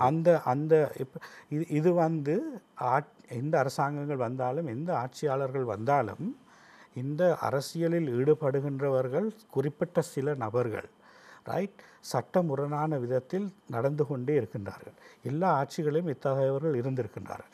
அவர்களை நாங்கள் எக்ஸ்போஸ் பண்ண வேண்டும். ஊடகவியலாளர்கள், உங்களை போன்ற சிரேஷ்ட ஊடகவியலாளர்கள் கடமை தான் அத்தகையவர்கள் சம்பந்தப்பட்ட விடயங்களை எந்த ஆட்சியாக இருந்தாலும் ஊடகங்களில் நாங்கள் அவற்றை காட்ட வேண்டும். உண்மையாக சம்பிக்க ரணாவர்க்க அவர்கள் தொடர்பான விசாரணை தற்போது சரியான பாதையில் சென்று கொண்டிருக்கின்றது என்று அது ஆட்சி மாற்றங்களையும் கடந்து என்னால் குறிப்பிட முடியும். ஏனென்றால் அதில் வாகன சாரதியாக சென்றவர் சாரதியை மாற்றிவிட்டு வேறொரு சாரதியை கொண்டு வந்து விபத்துக்கு அவர்தான் பொறுப்பென்ற வகையில் போட்டுவிட்டு ஒரு இளைஞர் காயப்பட்டிருக்கின்றார். அவர் ஊனமாக இருக்கின்றார். அவருக்கு கிடைக்க வேண்டிய நியாயம் கிடைக்கவில்லை என்பதில் நான் 100% உடன்படுகின்றேன்.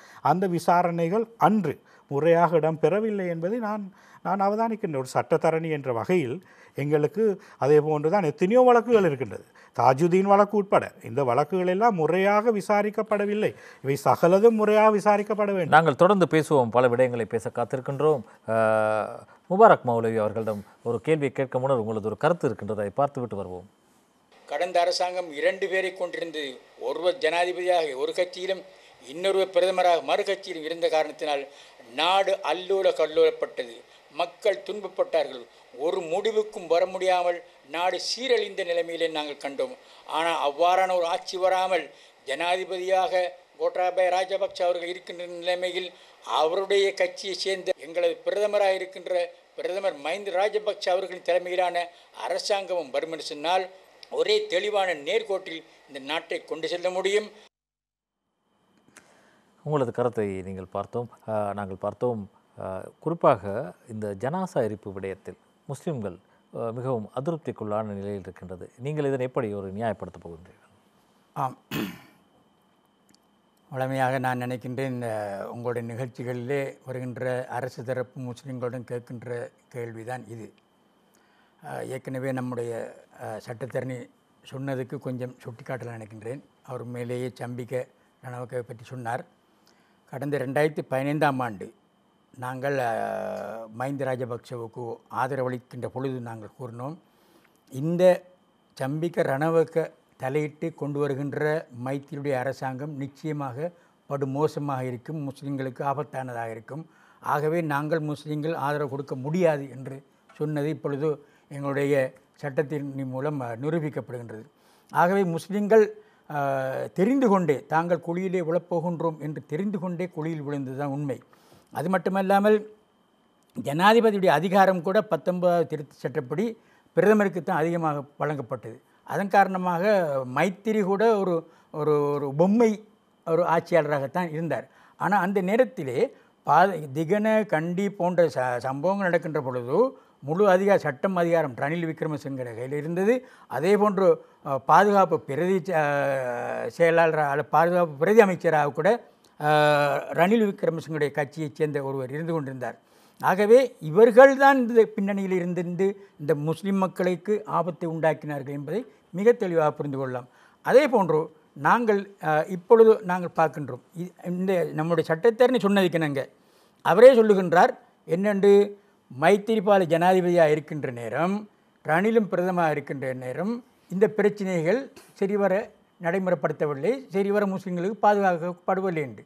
இப்பொழுது நாங்கள் கேட்கின்றோம், இப்பொழுது கோட்டாபே ஜனாதிபதியாக இருக்கின்ற சூழ்நிலையிலே ரணிலோ அல்லது சஜித்தோ பிரதமரானால் எதிர்க்கட்சியில் வந்தால் மீண்டும் மைத்திரி பாலனை தான் வரப்போன்றது, மைத்திரியுடைய ஆட்சி தான் வரப்போன்றது. ஏனென்றால் முரண்பட்ட ஜனாதிபதியும் முரண்பட்ட பிரதமரும் வந்து நாடு மீண்டும் படுகொலைக்குத்தான் செல்லும். ஆகவே தான் சொல்லுகின்றோம், ஜனாதிபதி கோட்டாபே இருக்கின்ற கட்சி ஸ்ரீலங்கா பொதுஜன பெரமுன கூட்டமைப்பு, இந்த கூட்டணிக்கு முஸ்லீம்கள் வாக்களித்து தமிழ் மக்களும் வாக்களித்து ஒரே ஆட்சியை கொண்டு வந்தால் இப்பொழுது எங்களுடைய லோயர் சொன்ன மாதிரி, சட்டத்தரணி சொன்ன மாதிரி பிரச்சனை இருக்காத ஒரு நேரான ஆட்சியை நாங்கள் காணலாம் என்பதை தான் நாங்கள் சொல்லுகின்றோம்.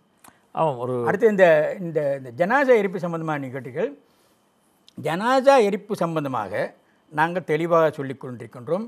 இது ஜனாதிபதியுடைய கட்டளை அல்ல, இது இந்த மருத்துவத்துறை எடுத்த ஒரு முடிவு. அதுவும் பரவலாக முஸ்லீம் மத்தியில் சொல்லப்படுகின்றது, எல்லா ஜனாசாவையும் எரிக்கிற மாதிரி தான் சொல்லிக்கிட்டு இருக்காங்க. மௌத்தாகிற எல்லா ஜனாசாவையும் எல்லா மையத்துக்களையும் எரிப்பதாகத்தான் மக்கள் மத்தியில் பூதாரமாக காட்டுகிறார்கள். ஆனால் இந்த சட்டம் கொண்டு வந்திருக்கிறது என்னவென்றால், கொரோனா காரணமாக மரணித்தது. இப்பொழுது நாங்கள் பார்க்கின்ற இந்த நாட்டிலே கொரோனாவே இல்லை. பெரும்பாலும் கொரோனாவில் மரணித்தவர்கள் கூட ஒரு 10 பேர் மட்டும்தான் இருந்தது. ஆக கொரோனாவை கட்டுப்படுத்துகின்ற ஒரு சட்டமாகத்தான் அது கொண்டு வரப்பட்டது. நாங்கள் மனச்சாட்சியை தொட்டு சொல்ல முடியும், நாங்கள் ஜனாசா எரிப்பதற்கு எதிரானவர்கள் தான், எரிக்காமல் அடக்கலாம் என்ற கருத்தை நாங்கள் ஏற்றுக்கொண்டிருக்கிறோம். அது சம்பந்தமாக நாங்கள் ஜனாதிபதிக்கு நேரடியாக கடிதம் எழுதியிருக்கின்றோம். ஆனால் ஒரு விஷயத்தை நாங்கள் பார்க்க வேண்டும், அதாவது எங்களுடைய முஸ்லிம் மக்கள் வாழுகின்ற பிரதேசங்களை பார்த்தோம்னு சொன்னால் மிக அடர்த்தியாக வாழ்கிறார்கள். அவர்களுக்கு காணி பற்றாக்குறை இருக்கின்றது, அதன் காரணமாக அடர்த்தியாக வாழ்கிறார்கள். அந்த இடங்களிலே கொரோனா இலகுவாக தொற்றக்கூடிய சூழ்நிலை இருக்கின்றது. அதாவது ஒரு வீடு இருந்தால் மற்ற பகுதியில் பார்த்தோம்னா ஒரு வீடு இருந்தால் தள்ளி இன்னொரு வீடு இருக்கும். ஆனால் முஸ்லீம்கள் இப்போ கல்முனையாக இருக்கட்டும், கொழும்பாக இருக்கட்டும், முஸ்லீம்கள் மிக அடர்த்தியாக வாழ்கிறார்கள். உண்மையிலேயே கொரோனாவிலிருந்து முஸ்லீம்களை பாதுகாப்பதற்காக வேண்டித்தான் இந்த சட்டம் கொண்டு வந்ததோ என்று கூட நான் யோசிக்கின்றேன். ஏனென்றால் கொரோனாவுக்கு நாங்கள் இடம் கொடுத்து விடக்கூடாது, இடம் கொடுத்தால் நாங்கள் மௌத்தானா எங்களுடைய ஜனாசாவை இருத்தி விடுவார்கள் என்ற பயத்திலே முஸ்லீம்கள் மிகவும் பேணுதலாக இருக்கின்றார்கள் என்பதுதான் என்னுடைய கருத்து. சட்டத்தரணி ருஷ்டி அவர்களே, ரத்னபுரி மாவட்டத்தை பொறுத்தவரை அங்கு நினைக்கிறேன் ஒரு குறைந்தபட்சம் ஒரு நினைக்கிறேன் 30,000 அந்த 35,000 முஸ்லீம் வாக்குகளே இருக்கின்றன. அங்கே ஆளுங்கட்சியில் சிரேஷ்ட பிரமுகர்கள் போட்டியிடுகின்றனர். ஐக்கிய தேசிய கட்சியிலிருந்து பிரிந்து சென்ற சஜித் அணியும் அங்கே போட்டி போடுகின்றது. அப்படி பார்க்கும்போது ஐக்கிய தேசிய கட்சிக்கும் அந்த சஜித் அணியும் 2 சிறுபான்மை குழுக்களை இறக்கிவிட்டு இந்த வாக்குகளை பிரிக்கும்போது உங்களது ஒரு வெற்றி வாய்ப்பு அங்கே எப்படி இருக்க போகிறது? சஜித் அணி சம்பிக்காவினது சதி வலையில் விழுந்த ஒரு அணி. சம்பிக்கா அவர்கள் ஜனாதிபதி தேர்தல் கேட்க வேண்டும் என்ற ஒரு எண்ணப்போக்கில் ஐக்கிய தேசிய கட்சியில் அவருக்கு சாத்தியப்படாது என்று கருதிய போது சஜித்தை பிரித்து சென்று இன்றைக்கு ஒரு கூலிக்கு ஒரு கட்சியை பெற்று இன்று தேர்தல் போட்டி கொண்டிருக்கிறார்கள். அவர்கள் போகிற இடங்களெல்லாம் சிறுபான்மையினது வாக்குகளை சிதறடிக்கத்தான் செய்கின்றார்கள். உதாரணத்துக்கு ரத்னபுரி மாவட்டத்தை எடுத்தால், ரத்னபுரி மாவட்டத்தில் சஜித் அணியில் பிரதானமாக 5 பாராளுமன்ற உறுப்பினர்கள், அதில் 3 பேர் முன்னாள் அமைச்சர் பிரதி அமைச்சர்கள், அவர்கள் போட்டியிடுகின்றார்கள். அவர்கள் என்ன செய்கின்றார்கள் என்றால், தமிழ் முஸ்லிம் மக்களது வாக்குகளை பெற்றுக்கொள்வார்கள். அவர்கள் போட்டிருக்கிற டம்மி கேண்டிடேட்ஸ் மூலமாக அந்த வாக்குகளில் இருந்து அங்கே இருக்கிற பிரதான அபேட்சகர்கள் பாராளுமன்றத்துக்கு தெரிவாவார்கள். அதன் மூலமாக அங்கே இருக்கிற சிறுபான்மையினத்திலிருந்து, குறிப்பாக தமிழ் சகோதரர்கள் முஸ்லீம் மக்கள் மத்தியில் சமூகத்திலிருந்து ஒரு உறுப்பினரை அந்த அணியிலிருந்து பெற முடியாது. இதே நிலைமைதான் சகல மாவட்டங்களிலும். சஜித் அணிக்கு முஸ்லீம் சமூகத்திலிருந்து ஒரு அபிமானத்தை பெற்றுக்கொள்கிறதுக்கு முயற்சிக்கிறாங்க. முஸ்லீம் மக்கள் புரிஞ்சு கொள்ளணும், அது சம்பிக்கா அவர்களோட சதியில் வந்த ஒரு கட்சி. இந்த நாட்டில் இவ்வளவுக்கு இனவாதம் மதவாதம் பெருகி கொண்டு போகிறதுக்கு சம்பிக்கு ஒரு பிரதான காரணம். சஜித் பிரேமதாஸ் அவர்கள் இந்த முஸ்லீம் மக்களில் பிரச்சனையில் ஒரு காலமும் அவர்கள் முன்னின்று கதைச்ச ஒரு ஆள் இல்லை. அலுத்கம பிரச்சனை நேரமோ, மினுவாங்கூட பிரச்சனை நேரமோ, திகன பிரச்சனை நேரமோ, அம்பாறையில் பிரச்சனை நடந்த நேரமோ இவங்களெல்லாம் முன்னுக்கானவங்க இல்லை. அதே போன்று தான் அவர் இந்த கல்ச்சரல் மினிஸ்டராக இருந்த நேரம் எத்தனையோ முஸ்லீம் மக்களுக்கு காணிகள் சம்மந்த பிரச்சனைகள் வந்து ஒன்றையும் அவர் தீர்த்து வைக்கிறதுக்கு முன்வரையில். ரைட். அப்படி இருக்கிற ஒருத்தர கட்சியில் முஸ்லீம் தமிழ் வேட்பாளர்களை முன்னிறுத்தி அந்த சமூகங்கள்லேருந்து வாக்குகளை அவங்க கேட்குறாங்க. குறிப்பாக ரத்னபுரி மாவட்டங்கள் போன்ற மாவட்டங்களில் முஸ்லீம் தமிழ் மக்கள் அந்த கட்சிக்கு அளிக்கிற வாக்கு மூலமாக பெரும்பான்மையான சகோதரர்கள் தான் தெரிவாகிறார்களே தவிர சிறுபான்மையிலிருந்து ஒரு நியாயமான பிரதித்துவத்தை பெற்றுக் கொடுக்கறதுக்கு அந்த கட்சியால் முடியாது. அதே நேரம் குறிப்பாக ஐக்கிய தேசிய கட்சி எடுத்துக்கொண்டீங்கன்னா, ஐக்கிய தேசிய கட்சின்ற பேரே வச்சது ஒரு டிபி ஜாயா. அவர் முன்மொழிந்தது தான் ஐக்கிய தேசிய கட்சி. சகல இனங்களையும் சமமாக பிரதித்துவப்படுத்துகின்ற நியாயமான பிரதித்துவம் இருக்கின்ற ஒரு தேசிய வரலாற்று ரீதியான கட்சியில் இன்று ரத்னபுரி மாவட்டத்தில் நாங்கள் 2 முஸ்லீம்கள் போட்டியிடுகின்றோம். அதே போன்று தான் ஆனந்தகுமார் தமிழ் சகோதரர் அவர்கள் போட்டியிடுகின்றார்கள். ஆக அத்தகைய ஒரு வேட்பு மனுவில் அங்கிருக்கின்ற நீங்கள் குறிப்பிட்டதை போன்ற 30,000 முஸ்லீம் வாக்குகள் இருக்கின்றன. 70,000 தாண்டிய தமிழ் வாக்காளர்கள் இருக்கிறார் சகோதரர்கள். அவர்களுக்கு இந்த முறை ஒரு சந்தர்ப்பம் இருக்கின்றது. ஒரு சமமான போட்டியில் கடைசியாக வருகின்ற ஒரு 2 ஆசனங்கள் வந்து உங்களுக்கு தெரியும், ஜேவிபியினருக்கு மாவட்டங்களில் குறைந்தபட்ச வாக்குகளுக்கு ஆசனங்கள் செல்வதை போல இன்று மும்முனை போட்டி இருக்கின்றபடியினால் ரத்னபுரியில் கடைசி ஆசனம் ஒரு 15,000-16,000 வாக்குகளுக்கு இன்றைக்கு போகின்றது. நீங்கள் அந்த ஆசனத்தை சஜித்தை நீங்கள் விமர்சனம் பண்ணினாலும் கூட கடந்த ஜனாதிபதி தேர்தலில் அவரை அல்லவா கட்சி வேட்பாளராக நிறுத்தியது? நான் வந்து கடந்த ஜனாதிபதி தேர்தலில் சஜித்தை ஒரு கூட்டத்திலும் நான் அவருக்கு ஆதரவாக பேசியதில்லை. ஒரு கையெழுத்து கூட அவருக்கு ஆதரவாக போட்டதில்லை. கட்சி அவரை நிறுத்தியது அல்லவா? ஒரு தகமையற்றவரை எப்படி நிறுத்தியது? அவர்கள் அன்றும் ஒரு சதி செய்துதான் அன்று கரு ஜெயசூரிய அவர்களுக்கு தான் வெற்றி வாய்ப்பு அதிகமாக இருந்த ஒரு வேட்பாளர். செயற்குழு முடிவெடுப்பதற்கு முன்பே ஒரு குழு அறிவித்து விட்டார். அதான் நான் சொன்னேன், சம்பிக்கா அணி வந்து அறிவித்து விட்டார்கள் சஜித் தான் எங்களது வேட்பாளர் என்று. உங்களுக்கு தெரியும், கரு ஜெயசூரியவுக்கு மக்கள் மத்தியில் ஒரு பெருவாரியான ஆதரவு. அவர் ஒரு சைலண்ட் கேரக்டர். நாங்கள் அந்த உரையாடலை தொடர்வோம். ஒரு தொலைபேசி அழைப்பு காத்திருக்கின்றது. வணக்கம். வணக்கம், கல்மில் இப்ராஹிம் பேசுறேன்.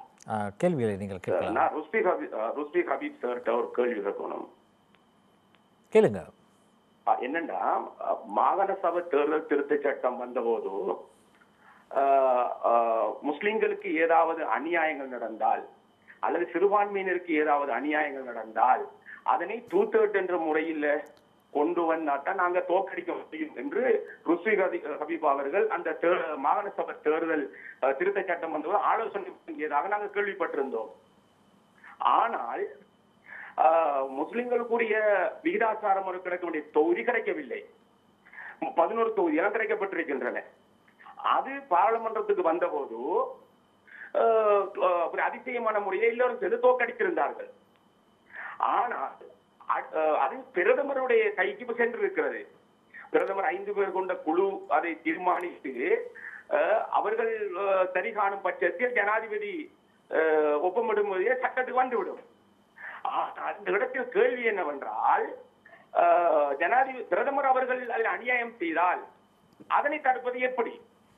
அது திரும்ப ஒரு பாராளுமன்றத்தில் தோற்கடிக்கப்பட்டால் திரும்பவும் பாராளுமன்றம் வர வேண்டும். ஆனால் இது பிரதமருடைய தலைமையிலே தீர்மானிக்கப்பட்டு அது ஜனாதிபதி ஒப்பமிடும் சட்டம் வருமாயிருந்தால் இதற்கு நீங்கள் ஒத்துழைத்திருக்கிறீர்கள். உங்களுடைய தலைவர்கள் ரசாட் பதிவுதீன் போன்றவர்கள் அதற்கு ஆதரவளித்திருக்கிறார்கள். இது ஒரு மக்களை பேர்காட்டும் செயல் அல்லவா? இது மக்களை ஏமாற்றும் செயல் அல்லவா? இதற்கு தரமான பதில் தர வேண்டும். இது மக்களை பேர்காட்டும் ஒரு செயல் என்றுதான் நாங்கள் நினைக்கின்றோம். கல்முனையிலிருந்து இப்ராஹிம் பேசுகின்றேன். சகோதரர் இப்ராஹிம் அவர்கள் கல்முனையிலிருந்து மிக முக்கியமான ஒரு கேள்வியை கேட்டிருக்கிறார். அன்று மாகாண சபை திருத்த சட்டம் மூலம் ஒரு தாளை கொண்டு ஒரு சட்டமாக வந்தது. பெண்களது சதவீதத்தை 25% அதிகரிப்பதற்கான ஒரு சட்டம் மூலமாக வர்த்தமானி பத்திரிகையில் அறிவிக்கப்பட்டது. யாரும் அதனை உயர்நீதிமன்றத்துக்கு சென்று சேலஞ்ச் பண்ணவில்லை. அதுக்கான தேவை இருக்கவில்லை. ஆனால் குழு நிலையில் அது 40 பக்கங்களை கொண்ட ஒரு சட்டம் மூலமாக சமர்ப்பிக்கப்பட்டது. குழு நிலையில் சாதாரணமாக சிறு திருத்தங்களை முன்வைக்கலாம். அந்த சப்ஸ்டன்ஸை போய் அப்படியே டேர்ன் பண்ண முடியாது. இந்த விடயத்தை நாங்கள் அறிந்து கொண்டவுடன் விரைவாக நாங்கள் பாராளுமன்றத்துக்கு சொன்னோம். நான் ஒரு அரசியல் செயற்பாட்டாளர். நான் ஒரு சட்டத்தரணி. அங்கு போன விடத்து நாங்கள் அறிந்து கொண்ட விடயம்தான் என்னவென்றால், சட்டமாதிபர் ஏற்கனவே அந்த சட்டத்தை சாதாரண பெரும்பான்மை மூலம் பாராளுமன்றத்தில் நிறைவேற்றலாம் என்று சொன்னதாக ஒரு தோரணையை ஏற்படுத்தியிருந்தார்கள். ஆகவே முஸ்லீம் கட்சிகள், மனோ கணேசன் போன்றவர்கள் அமைச்சர், அவர்களது கட்சிகள் எல்லாம் வந்து பதறி போயிருந்தார்கள். இதனை எவ்வாறு தடுப்பது?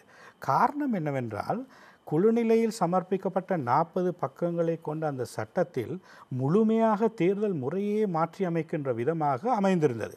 அதற்கு அன்று சுதந்திர கட்சி ஆதரவளித்தது, ஐக்கிய தேசிய கட்சியின் ராஜித சேனாரத்தோட முன்னிலையிலிருந்து ஆதரவளித்தார்கள். அதற்கு அதே போன்று ஜேவிபி ஆதரவளித்தது, டிஎன்ஏ ஆதரவளித்திருந்தது. இவர்கள் எல்லாம் ஆதரவளித்தால் கண்டிப்பாக சாதாரண பெரும்பான்மை அல்ல, 3/2 பெரும்பான்மையிலும் அந்த சட்டமூலத்தை நிறைவேற்றக்கூடிய ஒரு அவகாசம் அன்று பாராளுமன்றத்தில் இருந்தது. இதனை எவ்வாறு தடுப்பது? இப்போ எல்லோரும் ரெடி ஆகிட்டாங்க, இதுக்கு ஆதரவாக வாக்களிக்கிறது. கடைசி பட்ச ஒரு ரிக்வெஸ்ட்டாக நாங்கள் போட்டது தான் என்னென்னு கேட்டால், எந்த ஒரு ஆலோசனையில் வந்தது, எல்லை நிர்ணயங்கள் அமையப்பெறுகின்ற போது தொகுதிகள் சிறுபான்மையினருக்கு நியாயமான பிரதிநிதித்துவம் கிடைக்கின்ற விதமாக தொகுதிகள் எல்லை நிர்ணயங்களுக்கு வராவிட்டால் என்ன செய்வது என்ற ஒரு பிரச்சனை தான் அன்று எஞ்சி இருந்தது. ஏனென்றால் அன்று 160 பேர் ஆல்ரெடி ஓட் பண்ணுறதுக்கு ரெடியாக இருக்கிறாங்க அந்த சட்டமூலத்துக்கு. அதை எதிர்க்கிறவர்கள் கொஞ்சம் பேர் தான். அவங்களோட ஓட்டு ஜேவிபியும் அதுக்கு ஆதரவு, டிஎன்ஏயும் அதுக்கு ஆதரவு, எஸ்எல்எஃபியும் ஆதரவு, யூஎன்பியும் ஆதரவு. இப்படி இருக்கிற நேரம் இதை எவ்வாறு ஒரு சேஃப்கார்டை நாங்கள் அதில் கொண்டுடலாம்? எங்களுக்கு ஃபைனல் ஆப்ஷன் ஒன்று இருந்தது தான். என்னென்னா, குறைந்தபட்சம் தேர்தல் முறை மாற்றம் வருமாயினும் அந்த தேர்தல் முறை மாற்றத்தில் வருகின்ற எல்லை நிர்ணயங்களின் ஊடாக சிறுபான்மையினரினது நியாயமான பிரதிநிதித்துவம் பாதுகாக்கப்படுமாக இருந்தால் அதற்கு ஒரு பொறிமுறையை நாங்கள் அதில் ஏற்படுத்த வேண்டும். அந்த பொறிமுறையில் நாங்கள் சொன்ன விடயம் என்னவென்றால், சட்டம் பாஸ் ஆகலாம், அது நாங்கள் நிப்பாட்ட இல்லாது, எல்லோரும் ரெடி ஆகிட்டாங்க அதை பாஸ் பண்ணுறதுக்கு பெரும்பான்மையினர். அதே நேரம் எல்லை நிர்ணயமும் பாராளுமன்றத்துக்கு சமர்ப்பிக்கப்பட வேண்டும். எல்லை நிர்ணயமும் பாராளுமன்றத்தில் விசேட பெரும்பான்மையினால் நிறைவேற்றப்பட வேண்டும். அந்த எல்லை நிர்ணய ரிவ்யூ சம்பந்தப்பட்ட ஒரு கமிட்டி அமைக்கப்பட வேண்டும்.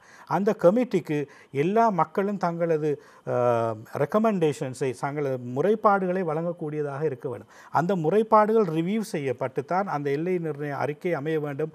அவ்வாறான எல்லை நிர்ணய அறிக்கை பாராளுமன்றத்துக்கு சமர்ப்பிக்கப்பட வேண்டும். பாராளுமன்றத்தில் அது தோற்கடிக்கப்பட்டால் என்ன செய்வது என்ற ஒரு பிரச்சனை எழுந்துள்ளது. அங்குதான் அன்று பிரதமராக இருந்த கௌரவர் ரணில் விக்ரமசிங்கே அவர்கள் அளித்த வாக்குறுதி ஒன்று பாராளுமன்றத்திலே, சிறுபான்மையினருக்கு பாதகமாக வருகின்ற ஒரு சட்ட மூலத்தை நாங்கள் நிறைவேற்றுவதற்கு முன்னெடுக்க மாட்டோம் என்கிற ஒன்று. இந்த சட்டம் கொஞ்சம் எரிங்க மாவளவை, கொஞ்சம் எரிங்க, நீங்கள் பொறுமை இல்லாமல் இருக்கிறீங்க. இந்த சட்ட மூலம் ஒன்று இருக்கின்றது, அதை பார்த்துவிட்டு நீங்கள் தொடரலாம். இந்த நாட்டில் பெரும்பான்மையான முஸ்லிம் தமிழ் மக்கள் வாழ்றது தென்னிலங்கை பகுதியில். ஆயினால் பெரும்பான்மையான முஸ்லிம் தமிழ் மக்களுக்கு இந்த கூடுதலான அதிகார பகிர்வினால், வடகிழக்கு பகுதிக்கு வழங்கப்படுகின்ற கூடுதலான அதிகார பகிர்வினால் சகவாழ்வு, அதே போன்று ஒரு ரிகன்சிலியேஷனை நாங்கள் எதிர்பார்க்க முடியுமா என்கின்ற பிரச்சனைகளுக்கு மத்தியில் இருக்கின்றது. எங்களுக்கு தீர்வு என்று ஒன்றை அறிவித்துவிட்டு அதுவே ஒரு பிரச்சனையாக மாறிவிடக் கூடாது என்பதில் எங்களுக்கு மிக முக்கியமான ஒரு கடப்பாடு இருக்கிறது. அதே போன்று காணி மற்றும் போலீஸ் அதிகாரங்கள் மாகாண சபைகளுக்கு அதிகூடிய அளவுக்கு செல்கின்ற போது, குறிப்பாக யாரும் சொல்லலாம் ஒரு தமிழ் போலீஸ், முஸ்லிம் போலீஸ், சிங்களம் போலீஸ், அப்படி சொல்வதற்கான ஒரு சந்தர்ப்பத்தை அது வழங்குகின்றது. ஆமாம், அதிகார பகிர்வென்று வருகின்ற போது தென்னிலங்கையில் தான் பெரும்பாலான தமிழ் முஸ்லிம் மக்கள் வாழ்கின்றார்கள். அந்த அதிகார பகிர்வென்று நான் சொல்லுவது ஒரு ஃபெடரலிசம் அமைப்பு. ஃபெடரலிசம்ங்கிறது இப்போ இந்தியாவில் இருக்கிற போகிற, அமெரிக்காவில் இருக்கிறதோ பிராந்திய அரசுகள். என்னுடைய தனிப்பட்ட கருத்து என்னவென்றால், இலங்கையர்கள் என்ற வகையில் இலங்கை மக்கள் ஒரு அரசாங்கத்தை தேசியமாக அமைக்க வேண்டும். அதால் தான் நான் ஐக்கிய தேசிய கட்சியில் போட்டியிடுகின்றேன். அந்த தேசியங்களை அரவணைக்கின்ற, தேசியங்கள் அங்கீகரிக்கப்படுகின்ற ஒரு மத்திய அரசினூடாக மத்தியில் சகலரும் சமமான பிரதிநிதித்துவத்தின் மூலமாக இந்த மக்களை பிரதிநிதித்துவப்படுத்தக்கூடியதும் மக்கள் அதிகாரங்களை செயற்படுத்தக்கூடியதுமாக அமைய வேண்டும். இவங்களோட தீர்வுகளில் இருக்கிற பிரச்சனை என்னன்னு கேட்டால், மாகாணங்களை அல்லது பிராந்தியங்களை அதிகாரங்களை கூடுதலாக வழங்கி அந்த மத்தியில் இருக்கிற அவர்களது பிரசன்னத்தை குறைக்கிற விதமாக ஏற்படுத்தி விட்ட ஒரு அரசாங்க முறைமையை இந்த முழு நாட்டிலேயும் இருக்கிற தென்னிலங்கையில் பெருவாரியாக இருக்கிற சிறுபான்மை மக்களது பாதுகாப்பு, மக்களது இருப்பு சம்பந்தப்பட்ட விடயங்களில் அது ஒரு பாரியதொரு பிரச்சனையாக வந்துவிடும். ஆகவே நான் தனிப்பட்ட ரீதியில் எனது அரசியல் சித்தாந்தம் என்னவென்றால், இலங்கை அரசுங்கிறது, அரசாங்கம்ங்கிறது சகல மக்களும் சமமாக பங்கு வகிக்கக்கூடிய ஒரு மத்திய அரசில் அவர்களுக்கு கூடுதலான அதிகாரம் வழங்கப்பட வேண்டுமே தவிர, அவர்களை பிராந்தியங்களுக்கு அல்லது மாகாணங்களுக்கு ஒதுக்கிவிட்டு மத்திய அரசாங்கத்தில் அவர்களது பிரசன்னத்தை குறைக்கின்ற விதமாக அது அமைந்துவிடக்கூடாது. ஒன்று. அதே போன்று தான் உங்களுக்கு தெரியும், தமிழ்நாட்டு போலீஸ் இருக்குது. அதுதான் நான் சொல்கிற விஷயம் என்னென்னா, கேரளா போலீஸ் இருக்குது. இலங்கையை பொறுத்த வரைக்கும் இலங்கை போலீஸ் சேவை, இலங்கை போலீஸ் சேவையில் முஸ்லீம் மக்களும் போலீஸ் சேவையில் இருக்கலாம், தமிழ் மக்களும் போலீஸ் சேவையில் இருக்கலாம். உங்களுக்கு தெரியும், இலங்கையோட போலீஸ்மா அதிபராக ஒரு தமிழர் இருந்திருக்கிறார், ஆனந்தராஜா. ரைட். இலங்கை போலீஸ் சேவையில் மிகவும் உச்ச இடங்களில் முஸ்லீம் மக்கள் இருந்திருக்கிறாங்க.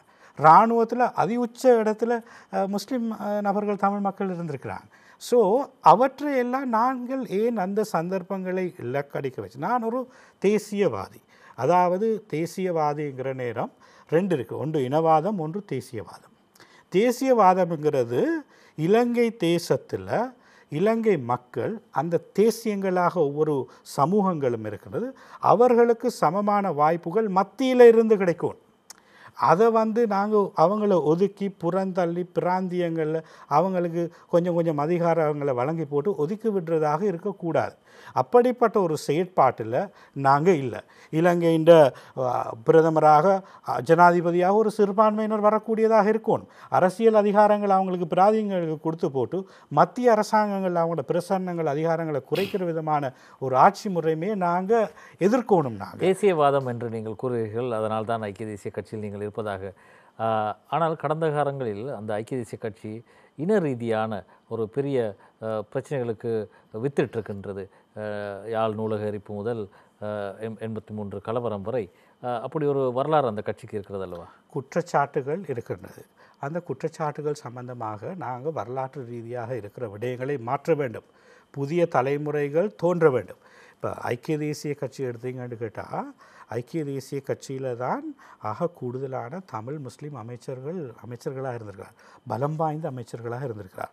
அதே நேரம் நீங்கள் ஏற்கனவே குறிப்பிட்டீர்கள், இன்றைக்கும் சிறுபான்மையினர் மஹிந்த ராஜபக்ச பிரதமர் அவர்களோட அணிக்கு வாக்களிக்கிறாங்க. இல்லை, மலையகத்தை எடுத்துக்கொண்டால் பெருவாரியாக அன்று தொண்டமான் அவர்கள் ஐக்கிய தேசிய கட்சியினூடாகத்தான் இந்த பிரஜா உரிமைகளை பெற்றுக் கொடுத்து தமிழ் மக்களுக்கு ஒரு ஒரு அந்தஸ்தை பெற்றுக் கொடுத்த ஒரு தலைவர். அப்படிப்பட்ட ஒரு கட்சியினூடாகத்தான் நாங்கள் உள்வாங்கப்பட்டிருக்கின்றோம். அதுதான் ஐக்கிய தேசிய கட்சி. அதில் குறைபாடு உள்ளவர்கள் இருக்கிறார்கள், கிரிமினல்ஸ் இருக்கிறாங்க, பெரிய பாவங்கள் செஞ்சவங்க இருக்கிறாங்க, அவங்கள மக்கள் தண்டிச்சிருக்கிறாங்க. அதுக்காக வேண்டி ஒரு ஒரு ஒரு ஒரு பாரிய அரசியல் பிரவேகத்திலிருந்து இந்த நாட்டில் சிறுபான்மை மக்கள் ஒதுங்கி தனித்தனியாக மத அடையாளங்கள், இன அடையாளங்கள், பிராந்திய அடையாளங்களை கொண்ட கட்சிகளை அமைச்சு கொண்டு ரைட் தென்னிலங்கையில் சமாதானமாக சகோதர சிங்கள மக்கள் மத்தியில் வாழலாம் என்று கனவு காணக்கூடாது. அது இனவாதத்தையும் வன்முறையையும் மதவாதத்தையும் தான் தோற்றுவிக்கு. அது நாங்கள் வரலாற்று ரீதியாக என்று அனுபவிக்கிற ஒரு விடயம். அதனால தான் நாங்கள் என்ன சொல்கிறது என்று கேட்டால், தேசிய கட்சிகளினூடாக தேசிய தலைவர்கள் உருவாக வேண்டுமே தவிர தனித்தனியாக மத அடையாளம், இணை அடையாளம், பிராந்திய அடையாளம் கொண்ட கட்சிகளினூடாக தேசிய தலைவர்கள் உருவாகின்ற போது தென்னிலங்கையில் வருகின்ற வன்முறையும் இனவாதமும் மதவாதமும் அதுக்கு ஏதுவாக அமைந்து விடுகின்றன. அப்படியான கட்சியில் ஏன் இவ்வளவு பெரும்பான்மை நாடாளுமன்ற உறுப்பினர்கள் பிரிந்து சென்று வேறொரு அணியாக சென்றார்கள்? அது பிள்ளையான ஒரு தீர்மானம் என்பதுதான் என்னுடைய கருத்து. எந்த சிறுபான்மை நீங்கள் பாருங்கள், அமெரிக்காவை எடுத்துக்கொண்டால் பராக் ஒபாமா ஒரு கருப்பினத்தவர். அவர் டெமோக்ராட்டிக் பார்ட்டியின் ஊடாக அந்த நாட்டில் ஜனாதிபதியாக வர முடிந்தது. மார்ட்டின் லூதர் கிங் அன்றைக்கு அமெரிக்காவில் கருப்பின மக்கள் உரிமைகள் சம்பந்தமாக போராட்டம் நடத்தி போட்டு கருப்பின மக்கள்களை மட்டும் பிரதிநிதித்துவப்படுத்திட்டு அரசியல் கட்சியை தோற்றுவிக்கவில்லை. அவர் உரிமை சம்பந்தப்பட்ட அமைப்புகளை தோற்றுவித்து ஆங்கிலேயரும் அதில் பங்கு பெற்ற வைத்தார். அவர் காந்தியின் அடிப்படையில் போனவர் அவர். ரைட். ஆகவே அதனால் தான் அன்று அமெரிக்காவில் அவரால் ஜனாதிபதியாக முடிந்தது. ரைட். நான் கேட்குறேன், முஸ்லீம் கட்சிகள் அமைச்சு கொண்டு தமிழ் கட்சிகளை அமைச்சு கொண்டு பிராந்திய ரீதியாக தென்னிலங்கைக்கு எதிராக பேசிக்கொண்டு மத்திய அரசாங்கத்துக்கு எதிராக செயற்பட்டு கொண்டு நான் கேட்குற இந்த நாட்டில் பிரதமராக ஜனாதிபதியாக வர முடியுமா? பெரும்பான்மை சிங்கள சகோதரர் மக்கள் மத்தியில் நாங்கள் இணக்கமான ஒரு இருப்பை இந்த நாட்டில் கொண்டிருக்கலுமா? இயலாது. முபாரக் மௌலவி அவர்கள் கூறிய ஒரு கருத்தை நாங்கள் பார்த்துவிட்டு அவரிடம் அடுத்த கேள்விக்கு செல்லலாம். வழமையாக நாங்கள் யூஎம்பி என்று எங்களது மக்கள் பலர் வாக்களித்துக் கொண்டிருக்கிறார்கள். ஆனால் அந்த இன்று யூஎம்பி இல்லாத இரண்டாக உடைந்த நிலை காணப்படுகின்றது. இந்த நிலைமையிலே எதிர்காலத்திலே நிச்சயமாக ரணிலோ அல்லது சஜித் பிரேமதாசவோ பிரதமராக வரக்கூடிய சூழல் இல்லை என்பது ஒரு 100% முடிவாக தெரிந்து கொண்டிருக்கின்றது. இந்த நிலையிலே நாங்கள் தொடர்ந்தும் யூஎம்பி என்று ஓடாமல் ஒரு மாற்றத்துக்காக வேண்டி நாங்கள் இம்முறை பொதுஜன பெரமுனவுடைய வேட்பாளர்களுக்கு வாக்களிக்க வேண்டும் என்று நாங்கள் கேட்டுக்கொள்கின்றோம். என்ன மாற்றத்திற்காக நீங்கள் வாக்களிக்க கோருகிறீர்கள்? முதலாவதாக மாற்றம், கடந்த அரசாங்கத்திலே ஜனாதிபதி ஒரு பக்கம் பிரதமர் ஒரு பக்கம் இருந்த காரணமாக தான் இழுபறி வந்தது. ஆகவே அது மட்டுமல்லாமல் கடந்த அரசாங்கத்தை தமிழ் மக்களும் முஸ்லீம் மக்களும் சேர்ந்து கொண்டு வந்தும் கூட முஸ்லீம்களுக்கு எந்த விதமான மாற்றமுமே கிடைக்கவில்லை. ஏமாற்றம் தான் கிடைத்தது. ஆகவே இந்த ஏமாற்றத்தை நாங்கள் நீக்கி மாற்றம் கொண்டு வர வேண்டும் என்று சொன்னால் ஸ்ரீலங்கா பொதுஜன பெரமுனவுடைய ஆட்சியைத்தான் நாங்கள் கொண்டு வர வேண்டும் என்பதிலே நாங்கள் உறுதியாக இருந்து கொண்டிருக்கின்றோம். இந்த நிலைமையிலே நாங்கள் எங்களுடைய சஜித் பிரேமதாசாவுக்கோ அணிக்கோ அல்லது ஐக்கிய தேசிய கட்சி அணிக்கோ முஸ்லீம்களோ தமிழ் மக்களோ வாக்களிப்பதன் மூலம் எந்த ஒரு வெற்றியை காண முடியாது என்பதிலே நாங்கள் உறுதியாக இருக்கின்றோம். ஏற்கனவே சொன்னது போன்று இந்த நாட்டுடைய இனப்பிரச்சனையை பார்க்கின்ற பொழுது ஐக்கிய தேசிய கட்சி என்ற பெயர் இருந்தாலும் கூட, ஐக்கியம் தேசியம் என்றிருந்தாலும் கூட, ஜேஆர் ஜெயவர்தன ஆட்சி காலம் முதல் இன்று வரை இந்த நாட்டுடைய இன மோதல்களை உருவாக்கியது ஐக்கிய தேசிய கட்சி தான் என்பதில் நாங்கள் உறுதியாக இருக்கின்றோம். ஆரம்பத்திலே டிஎஸ் சேனநாயக்க காலத்திலும் கூட சிங்கள மக்களுக்கும் முஸ்லீம் மக்கள் மத்தியிலும் சில கலவரங்களை ஏற்படுத்தி பார்த்தார்கள். உதாரணமாக அம்பாறை மாவட்டத்தை ஏற்படுத்தினார்கள். அதற்கு பிறகு கூட நாங்கள் பார்க்கலாம், ஸ்ரீலங்கா சுதந்திர கட்சி ஆட்சிக்கு வந்தபொழுது ஓரளவுக்கு நாடு அமைதியாக இருந்தது. ஆனால் ஐக்கிய தேசிய கட்சி பாரமெடுத்தவுடன், ஜேஆர் ஜெயவர்தன பாரமெடுத்தவுடன் என்ன நடந்தது? அவர் பாராளுமன்ற தேர்தலை இல்லாமாக்கினார், சட்டங்களை கொண்டு வந்தார். இன்று நாங்கள் அவதிப்படுகின்றோம் இந்த தேர்தல் சிஸ்டம்னு சொல்கிறார்கள், இதுவற்றை கொண்டு வந்தார். உங்களுக்கு தெரியும், வடமாகாணத்தில் இருக்கின்ற தமிழ் மக்களுக்கும் சிங்கள மக்களுக்கும் இடையிலே பிரச்சனைகளை தோற்றுவித்தார். கடைசியாக அவர்கள் என்ன செய்தார்கள் சொன்னால், முஸ்லீம்களுக்கு மத்தியிலேயும் பிரச்சனை உருவாக்கினார்கள், தமிழர்களுக்கு மத்தியிலே. 1985ஆம் ஆண்டு அப்பொழுது ஐக்கிய தேசிய கட்சி ஆட்சி செய்கின்ற பொழுது கிழக்கு மாநிலத்திலே தமிழ் மக்களுக்கும் முஸ்லீம்களுக்கும் இடையிலே சில முரண்பாடுகள் இருந்ததை அன்றைய ஐக்கிய தேசிய கட்சி அரசாங்கம் அந்த முரண்பாட்டுக்கு தண்ணீர் ஊற்றுவதற்கு பதிலாக பெட்ரோலை ஊற்றி முஸ்லீம்களின் தமிழர்களின் பிரித்த வரலாற்றை நாங்கள் காணுகின்றோம். அதே போன்று 1990ஆம் ஆண்டு என்ன செய்தார்? சஜித் பிரேமதாசோடைய அப்பா இவர் என்ன செய்தார்? அன்று புலிகளுக்கு ஆயுதம் கொடுத்தது மட்டுமில்லை, கிழக்கு மாகாண முஸ்லீம் பகுதிகளையும் அவருக்கே கொடுத்திருந்தார்கள். புலிகளுக்கு கொடுத்து நீங்கள் வேண்டிய மாதிரி செய்யலாம் என்று. அப்பொழுது புலிகள் என்ன செய்தார்கள் என்றால், முஸ்லீம் ஊர்களுக்குள்ளே வந்து தமக்கு எதிரான அல்லது தமக்கு பிடிக்காத முஸ்லீம் வாலிபர்களை மொத்தமாக அள்ளிக்கொண்டு சென்றார்கள். அது பலர் இன்று வரை என்ன நடந்தது என்று தெரியவில்லை. இதற்கு காரணம் அன்று போலீஸ் இருந்தது. உதாரணமாக கிழக்கு மாநிலத்திலே மட்டக்களப்பாக இருந்தாலும் சரி, கல்முனையாக இருந்தாலும் சரி, அக்கரைப்பற்றாக இருந்தாலும் சரி, போலீஸ் இருந்தது, இராணுவம் இருந்தது. இவ்வளவும் பார்த்து கொண்டிருக்கிற சூழ்நிலையிலே தான் இந்த கொடுமையை புலிகள் செய்தார்கள். அவர்களிடம் முஸ்லீம்கள் முறையிட்ட பொழுது போலீஸார் பார்த்து கொண்டிருக்கிறார்களே, இராணுவம் பார்த்து கொண்டிருக்கின்றது என்று முறையிட்ட பொழுது அவர் சொன்னார், எங்களுக்கு அரசாங்கத்துடைய ஓர்டர் சைலன்ஸாக அமைதியாக இருக்க வேண்டும் என்பது. அதற்கு பிறகு பாருங்கள், 1994ஆம் ஆண்டு சந்திரிகாவுடைய அரசாங்கம் வந்தது. மிகவும் அமைதியாக இருந்த நாடு, முஸ்லீம்கள் நிம்மதியாக ஓரளவுக்கு இருந்தார்கள். 2001ஆம் ஆண்டு ஐக்கிய தேசிய கட்சி மீண்டும் பாரமெடுத்த பொழுது என்ன நடந்தது? ஐக்கிய தேசிய கட்சி ஆட்சி காலத்தில் தான் மூதூர் தாக்கப்பட்டது, மிக கடுமையாக தாக்கப்பட்டது. வாழைச்சேனையிலே முஸ்லீம்கள் 2 முஸ்லீம்கள் கொல்லப்பட்டு அவர்கள் ஜனாசாக்கள் எரிக்கப்பட்டது. அதுவும் யாருக்கு முன்னால் எரிக்கப்பட்டது? இராணுவம், போலீஸ், நீதிபதி போன்றவர்கள் முன்னால் எரிக்கப்பட்டது. ஐக்கிய தேசிய கட்சி அரசாங்கம் தான் இருந்தது. எங்களது ரவுபக்கியும் கூட ஐக்கிய தேசிய கட்சியை கொண்டு வந்தது பிரதமான ஒருவர். அப்பொழுது நான் இன்னும் கிட்டத்தட்ட 12 பாராளுமன்ற உறுப்பினர்கள் முஸ்லீம் காங்கிரஸ் இருந்தார்கள்.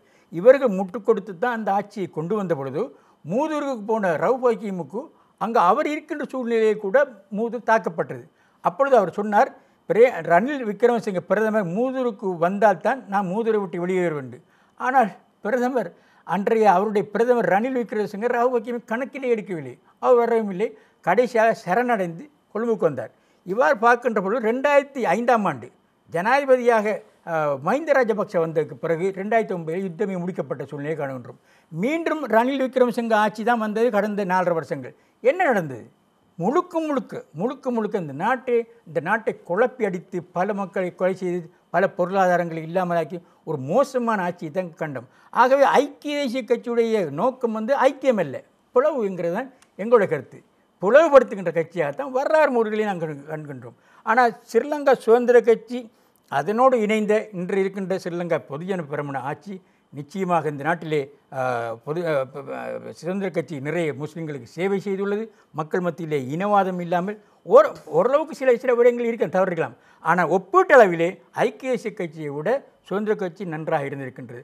ஆனால் எங்களுக்கு ஒரு மன வருத்தம் தான், கடந்த ரணில் விக்ரமசிங்க அவர்கள் கொண்டு வந்த ஸ்ரீலங்கா சுதந்திர கட்சியை பிளவுபடுத்தி கொண்டு வந்த மைத்திரி என்ன நடந்தது என்றால் அவரால் எதுவுமே செய்யலாம் போய்விட்டது. இந்த மாகாண சபை திருத்த சட்டம் கூட எங்களை பொறுத்தவரை இவர் சட்டத்தரன் சொன்னது போன்று இந்த மாகாண சபை திருத்த சட்டத்தை கொண்டு வந்து அதற்காக வாக்கெடுப்பு நடத்த வேண்டும் என்று இருந்தது யார்? ரணில் விக்ரமசிங்க. அவர் தான் முழு முயற்சி செய்தார். அவரோடு தான் முஸ்லீம் கட்சிகளும் கூட பேசினார்கள் என்பதை நாங்கள் தெரிந்திருக்கின்றோம். அது மட்டுமல்ல, இந்த எல்லை நிர்ணய பிரச்சனை எல்லாம் வேண்டுமென்றே மாகாண சபை தேர்தல் நடக்காமல் இருப்பதற்காக வேண்டிய இழுத்தடிப்பு தான் காரணம். இதனை நாங்கள் புரிந்து கொள்ள வேண்டும். இவ்வாறு இழுத்தெடுப்பதற்காக வேண்டித்தான் இந்த எல்லை நிர்ணய சபையை போட்டு அதிலும் பல பிள்ளைகள் கண்டு அதிகமாக ஈடுபட்டே வந்தது. ஆக இந்த மாகாண சபை தேர்தல் நடத்தினால் நிச்சயமாக ஐக்கிய தேசிய கட்சி தோல்வியடையும் என்பதை நினைத்து அல்ல எதிர்பார்த்து தான் அவர்கள் இழுத்து வந்தார்கள். ஆகவே அன்று அந்த மாகாண சபை சட்டம் பாராளுமன்றத்தில் கொண்டு வந்தது ஐக்கிய தேசிய கட்சி. அன்று பெரும்பான்மையான ஒரு ஆதரவளிக்க கூட பெரும்பான்மையான இருந்தது ஐக்கிய தேசிய கட்சி உறுப்பினர்கள். இவர்களெல்லாம் சேர்ந்து தான் அந்த இதை நடைமுறைப்படுத்தி கொண்டு வந்தார்கள். ஆகவே எங்களை பொறுத்தவரை, எங்களுடைய உலமா கட்சியை பொறுத்தவரை நாங்கள் மாகாண சபை என்பதை நாங்கள் நிராகரிக்கின்றோம். ஏனென்றால் மாகாண சபை சிஸ்டம் கொண்டு வரப்பட்டது இந்தியாவுடைய ஒரு அழுத்தம் காரணமாக கொண்டு வரப்பட்டது. அது கொண்டு வந்த காரணம் இனங்களுக்கிடையிலே ஒற்றுமையை ஏற்படுத்தி அதிகாரம் பரவலாக செய்யப்பட வேண்டும் என்பதுதான். ஆனால் இந்த மாகாண சபையினால் ஏற்பட்ட பிளவு என்னவென்றால், ஒற்றுமையாக இருந்த முஸ்லீம்களுக்கும் தமிழ் மக்களுக்கும் மத்தியிலே பிளவுகளை ஏற்படுத்தியதான் நாங்கள் காண்கின்றோம். வடக்கு கிழக்கு மாகாணங்களை இணைத்தார்கள். அதன் மூலமாக விகிதாச்சாரத்திலே கிழக்கு மாகாணத்தில் அதிகமாக இருந்த முஸ்லீம்கள் சிறுபான்மையாக ஆக்கப்பட்டார்கள். அவர்களுக்குரிய தொழில் வாய்ப்புகள் கூட விகிதாச்சார அடிப்படையில் இல்லாமல் ஆக்கப்பட்டது. இவ்வாறு இனவாதம் தான் இந்த மாகாண சபையில் வந்தது. ஆகவே நாங்கள் பிரேரிக்கின்ற விஷயம் என்னவென்றால், மாகாண சபைகள் அனைத்தும் ரத்து செய்யப்பட்டு மாவட்ட சபைகள், மாகாண சபைகளுக்கு இருக்கின்ற அதிகாரத்தோடு மாவட்ட சபைகள் கொண்டு வரலாம் என்பதுதான் எங்களுடைய கருத்தாக இருந்து கொண்டிருக்கின்றது. இதில் இந்தியாவிலே இருக்கின்ற நிலைமை பார்க்கின்ற பொழுது அங்கு தமிழ் மொழி என்ற அடிப்படையில் மொழி வாரியாக இருக்கின்றது. தெலுங்கு மொழி, தமிழ் மொழி என்ற அடிப்படையில் மாநிலங்கள் இருக்கின்றன. ஆனால் கிழக்கு மாகாணம் என்கின்ற பொழுது அங்கே தமிழ் மொழியும் இருக்கின்றது, சிங்கள மொழியும் இருக்கின்றது. ஆகவே இது ஒரு பல்லின சமூக வாழ்கின்ற கிழக்கு மாகாணம் தனிமையாக இருக்க வேண்டும். முடிந்த அளவுக்கு அங்கே மாவட்ட ரீதியாக ஆட்சியை கொண்டு வந்தால் நல்லது என்ற கருத்திலே தான் நாங்கள் இருந்து கொண்டிருக்கின்றோம். ஐக்கிய தேசிய கட்சி அப்படி இருக்கும் ஒரு பட்சத்தில் ஐக்கிய மக்கள் சக்தி எப்படி என்ன செய்ய போகின்றது? ஐக்கிய மக்கள் சக்திங்கிறது எங்களுடைய சஜித் பிரேமதாஸ். நமக்கு தெரிந்த சஜித் பிரேமதாச என்பவர் யார்? அவர் அந்த கடந்த தேர்தலிலே ரணில் விக்ரமசிங்கோடு முரண்பட்டு, அது தன்னுடைய கட்சி தலைமையோடு முரண்பட்டு நான் தான் ஜனாதிபதியாக வர வேண்டும் என்று பாய்ந்து விழுந்து கடைசியிலே தோற்றுப்போன ஒருவர். இவரால் ஒரு ஒரு நல்ல ஒரு நிர்வாகத்தை நிச்சயமாக கொண்டு வர முடியாது என்பதில் நாங்கள் உறுதியாக இருக்கின்றோம். அது மட்டுமல்ல, நம்முடைய சட்டத்தரணி சொன்ன போன்று சஜித் பிரேமதாஸ் என்பவர் எப்பொழுதுமே இனவாதமாகத்தான் இருந்து கொண்டிருக்கிறார். வெளிப்படையாக காட்டாவிட்டாலும் கூட அவர் கடந்த அரசாங்கத்திலே சில முஸ்லீம்கள் வாலிபர்கள், பல்கலைக்கழக மாணவர்கள் தவறுதலாக ஒரு தூபியிலே ஏறின பொழுது இவர்களை மிக கடுமையாக தண்டிக்க வேண்டும் என்று சொன்னவர் தான் இந்த சஜித் பிரேமதாஸ். அது மட்டுமல்லாமல் ஒரு விஷயத்தை நான் இப்போது சொல்லிக் கொடுக்கின்றேன். அதாவது மைத்திரிபாலவை ரணில் கொண்டு வந்த பொழுது நாங்கள் சொன்னோம், இந்த மைத்திரிபால என்பவர் முஸ்லீம்களுக்கு எதிராக நடக்கின்ற அசம்பாவிதங்களும் பொழுதோ எந்த ஒரு நல்ல கருத்தை முஸ்லீம்களுக்கு சார்பாக பேசாதவர் என்பதனால் இவரை நம்ப முடியாது என்று 2015ஆம் ஆண்டு சொன்னோம். அதே போன்று இதே சஜித் பிரேமதாச காலத்திலும் நாங்கள் சொன்னோம், இவரை ஜனாதிபதி ஆக்கினால் நிச்சயமாக இவர் ஒழுங்கான ஜனாதிபதியாக இருக்க மாட்டார். காரணம் வந்து முஸ்லீம்களுக்கு பிரச்சனைகள் வருகின்ற பொழுது எந்தவித கருத்தையுமே அவர் சொல்லவில்லை. முஸ்லீம்களுக்கு சார்பாக திகன தொடக்கம் அம்பாரி பள்ளியொழக்கம் திகன கண்டி என்று அடி வாங்கி பொழுது முஸ்லீம்களுக்கு சார்பாக ஒரு வார்த்தையும் பேசாத ஒருவரை முஸ்லீம்கள் எவ்வாறு நம்புவது என்பதை நாங்கள் கூறினோம். அதே போன்று இப்பொழுதும் கூட இவரை நம்ப முடியாது என்ற விஷயத்தில் நாங்கள் தெளிவாக இருக்கின்றோம். ஏனென்றால் இவர் வெளியிலே காட்டிக்கொள்ளாவிட்டாலும் கூட ஒரு உள்ளே அவருடைய பேச்சுக்களையும் கருத்துக்களையும் நடவடிக்கையும் பார்க்கின்ற பொழுது மிகப்பெரிய இனவாதியாகத்தான் எங்களுக்கு தெரிகிறார். அதே கேள்வியை ஒட்டி நான் சட்டத்தரணி அவர்கள் ஒரு கேள்வி கேட்க விரும்புகின்றேன். இந்த சஜித் அணியில் இருக்கும் ஐக்கிய தேசிய கட்சியின் முன்னாள் பாராளுமன்ற உறுப்பினர்கள் சிறுபான்மை இன மக்களை ஒரு விதமான விமர்சனங்களை செய்து கடந்த காலங்களில் அரின் பெர்னாண்டோ கூட கிறிஸ்தவ இந்த பேராயருக்கு எதிரான கருத்துக்களை வெளியிட்டிருந்தார். ஏன் அவர்கள் பெரும்பான்மை இன மக்களை கவர்வதற்காக அப்படி செய்கிறார்களா, அல்லது சிறுபான்மை இன மக்களின் மீதுள்ள விரக்தி காரணமாக அல்லது வெறுப்பின் காரணமாக செய்கின்றார்களா? என்ன காரணம்? உண்மையாக மௌலவியுடன் சில விடயங்களை நான் உடன்படுகின்றேன். நீங்கள் கேட்ட கேள்வி, அன்று சஜித் பிரேமதாஸ் அவர்கள் ஜனாதிபதி வேட்பாளராக காலிமுக திடலில் அறிவிக்கப்பட்ட போது கோல்ஃபேஸிலே அவர்கள் சிறுபான்மையின கட்சிகளின் தலைவர்களுக்கு ஒரு பேச்சை கூட வழங்குவதற்கு அன்று தடையாக இருந்தார்கள். ஏனென்றால் அன்று கௌரவ ராவ் ஃபக்கீம் அவர்களோ அல்லது கௌரவ ரிஷாட் பதியுதீன் அவர்களோ அல்லது கௌரவ மனோ கணேசன் அவர்களோ அன்று கோல்ஃபேஸில் ஒரு பிரதான உரையை ஆற்றினால் அது சிங்கள பெரும்பான்மை சகோதர மக்கள் மத்தியில் இருக்கிற ஆதரவை குறைக்கும் என்ற எண்ணப்போக்கிலாக இருக்க வேண்டும். அதிலும் குறிப்பாக நாங்கள் அறிகிற விடையும் சம்பிக்க ரணாக்கர்கள் தான் அதுக்கு பின்னணியில் இருந்தார்கள். அவ்வாறான ஒரு எண்ணப்போக்கில் இருக்கிற தலைமைத்துவ கொத்தை கொண்ட இந்த சஜித் அணியில் இன்று பிழையாக வழிநடத்தப்பட்டவர்கள் இன்று சிறுபான்மையினருக்கு ஆதரவாக வாக்களிப்பதற்கு சில பேர் அதில் முன்னிக்கிறாங்க. அது மிகவும் கவலைக்குரிய ஒரு விடயம். அதே போன்று தான் மௌலவி அவர்கள் சொன்ன விஷயம், அந்த பல்கலைக்கழக மாணவர்கள் சம்பந்தப்பட்ட வழக்கில் நான் சட்டத்தரணியாக நீதிமன்றத்தில் ஆஜராகிய சட்டத்தரணி. அந்த சந்தர்ப்பத்தில் அன்று அமைச்சராக இருந்த சஜித் பிரேமதாஸ் அவர்களிடமிருந்து எந்த ஒரு என்ன சொல்கிறது மனிதாபிமான நிலைப்பாட்டை நாங்கள் காண முடியாதாக இருந்தது. அதே எக்ஸ்டென்ஷன் தான் இன்று பொத்துவில்லாக இருக்கட்டும், நேற்று கல்பிட்டியாக இருக்கட்டும், மங்கள போன்ற சிரேஷ்ட உறுப்பினர்கள் கூட அவர்களது அணியிலிருந்து வெளியேறும் ஒரு நிலைமை ஏற்பட்டிருக்கின்றது. கண்டிப்பாக மங்கள என்றுமே ஒரு மொடரேட் பர்சன். அவர் அந்த கட்சி அவர் மத இனவாதங்களுக்கு அப்பாற்பட்டு சிந்திக்கின்ற ஒருத்தர். அவர் தெளிவாக கண்டுகொண்ட ஒரு விடயம்தான் இந்த சஜித் அணியை பொறுத்த வரைக்கும். சஜித் அணி அவருடைய அந்த மொடரேட் போக்கில் உள்ள ஆக்கள் இல்லை. அது இனவாத போக்கில் இருக்கிற சம்பிக்கட ஒரு கூட்டணி, அவ்வளவுதான். ஸோ அவருக்கு விளங்கினது என்னென்னா, இதில் எதிர்காலம் இல்லை, இது ஒரு கட்சியாக முன்கொண்டு போக போகிறது ஒன்று இல்லை. ஐக்கிய தேசிய கட்சியை போல் ஒரு பலமான ஒரு பின்னணி கொண்ட ஒரு அமைப்பு இல்லை, ஒரு கட்டமைப்பு ஒழுங்கமைப்பு இல்லாத ஒன்று. சஜித் வாயை திறந்தால் என்ன நடக்குதுன்னு இன்றைக்கு மக்களுக்கு தெரியும். அவர் பேசுகிற பேச்சில் இருந்தே அவர் நடவடிக்கைகளில் இருந்தே விளங்குது. ஒரு ஒரு ஒரு ஒரு தீர்வான நேர்கொண்டு அரசியல் தலைவருக்குரிய பண்புகள் அவரிடத்தில் இல்லை என்று சொல்லி. ஸோ மங்கள சமரவீர போன்றவர்களுக்கு நான் நினைக்கிறேன் கண்டிப்பாக அந்த இடங்களில் இருக்கையிலாது. உங்களுக்கு தெரியும், மங்கள சமரவீர சிறுபான்மையினர் பிரச்சனைகளில் தெளிவாக பேசக்கூடிய ஒருத்தர், உரிமைகளுக்காக முன்னிக்கக்கூடிய ஒருத்தர். அவர் போன்றவர்களுக்கு நான் நினைக்கவில்லை அந்த மாதிரியான ஒரு சதி கூட்டணியில் அவர் இருந்து கொண்டு. அப்போது சஜித் அணியில் இருக்கும் சிறுபான்மையின கட்சிகள், தமிழ் முஸ்லிம் கட்சிகளின் தலைவர்கள் எதிர்காலத்தில் அவர்கள் பார்த்தார்கள், அவர்களுக்கு நடக்கும் பொதுஜன பெருமனிடமிருந்து அவர்களுக்கு அழைப்பு வந்தது, அவர்கள் சேரவில்லை. ஆகவே அவர்களுக்கு வேறு ஆப்ஷன் ஒன்று தேவை. தேசிய அரசியல் பாராளுமன்ற தேர்தல் ஒன்று வருகின்ற போது அவர்களுக்கு ஒரு ஆப்ஷன் தேவை. அப்போ அவர்கள் பார்த்தார்கள், சஜித் அணியுடன் நிறைய பேர் இருக்கிறாங்க. அவர்கள் என்னை பொறுத்த வரைக்கும் மனசாட்சியை தொட்டு சொல்வதாக விரும்பி செல்லவில்லை. அவர்கள் பார்த்தார்கள், ஐக்கிய தேசிய கட்சியில் இருந்து நிறைய பெருவாரியான பாராளுமன்ற உறுப்பினர்கள் அந்த அணிக்கு போயிருக்கிறபடினால அதுதான் சிறந்த முகாம் என்று. கண்டிப்பாக இந்த சந்தர்ப்பத்தில் அதுக்காக வேண்டி அவர்கள் கவலைப்படுவார்கள். தேர்தலுக்கு பிறகு அதை விட கவலைப்படுவார்கள். அதே நேரம் இன்று சஜித் அணியில் இருக்கிற பெருவாரியான உறுப்பினர்கள் தோல்வி அடைந்ததுக்கு பிறகு ஐக்கிய தேசிய கட்சிக்கு தான் வரப்போகிறாங்க. அவங்க இன்றைக்கும் சொல்கிறாங்க ஐக்கிய தேசிய கட்சியில் உறுப்பினர்கள் என்று. ஆனால் நீதிமன்றம் வேறு மாதிரி சொல்லி இருக்குது. பாராளுமன்றம் உண்மை, அவர்கள் கட்சியால் விலக்கப்பட்டு விட்டார்களா நிரந்தரமாக? அவர்கள் அவர்களுக்கு எதிராக என்ன சொல்கிறது இன்குவாரி நடந்து இன்குவாரிக்கு அழைக்கப்பட்டு வராத பட்சத்தில் அவர்கள் கட்சியிலிருந்து நீக்கப்பட்டிருக்கிறார். அவர்கள் கட்சியிலிருந்து நீக்கப்பட்டது செல்லுபடியாகாதுன்னு சொல்லி இவங்க நீதிமன்றத்துக்கு போய் இடைக்கால நிவாரணம் என்று கூட்டினாங்க. அதை தடை பண்ணுறது நீதிமன்றம் அந்த தடையை கொடுக்க இல்லை. நீதிமன்றம் அந்த தடையை கொடுக்கல. அதே நேரம் இவர்கள் நாளைக்கு பாராளுமன்றத்துக்கு தெரிவாகினாலும் இவங்க ஐக்கிய தேசிய கட்சி சின்னத்தில் போட்டியிட்டு ஐக்கிய தேசிய கட்சி உறுப்பினர்களாக இல்லை பாராளுமன்றத்துக்கு வர்றது. வேறொரு கட்சியில் வேறொரு சின்னத்தில் வேறொரு அமைப்பு யாப்புக்கு அமைவாகத்தான் பாராளுமன்றத்துக்கு வரப்போகிறாங்க. நிலையற் கட்டளைகளின் படி அவங்க அந்த கட்சியின் உறுப்பினர்களாகவே தான் கருதப்படுவார்களே தவிர ஒருபோதும் சட்டத்துக்கு அரசியலமைப்புக்கு அமைவாக ஐக்கிய தேசிய கட்சி உறுப்பினராக கருதப்பட மாட்டாங்க.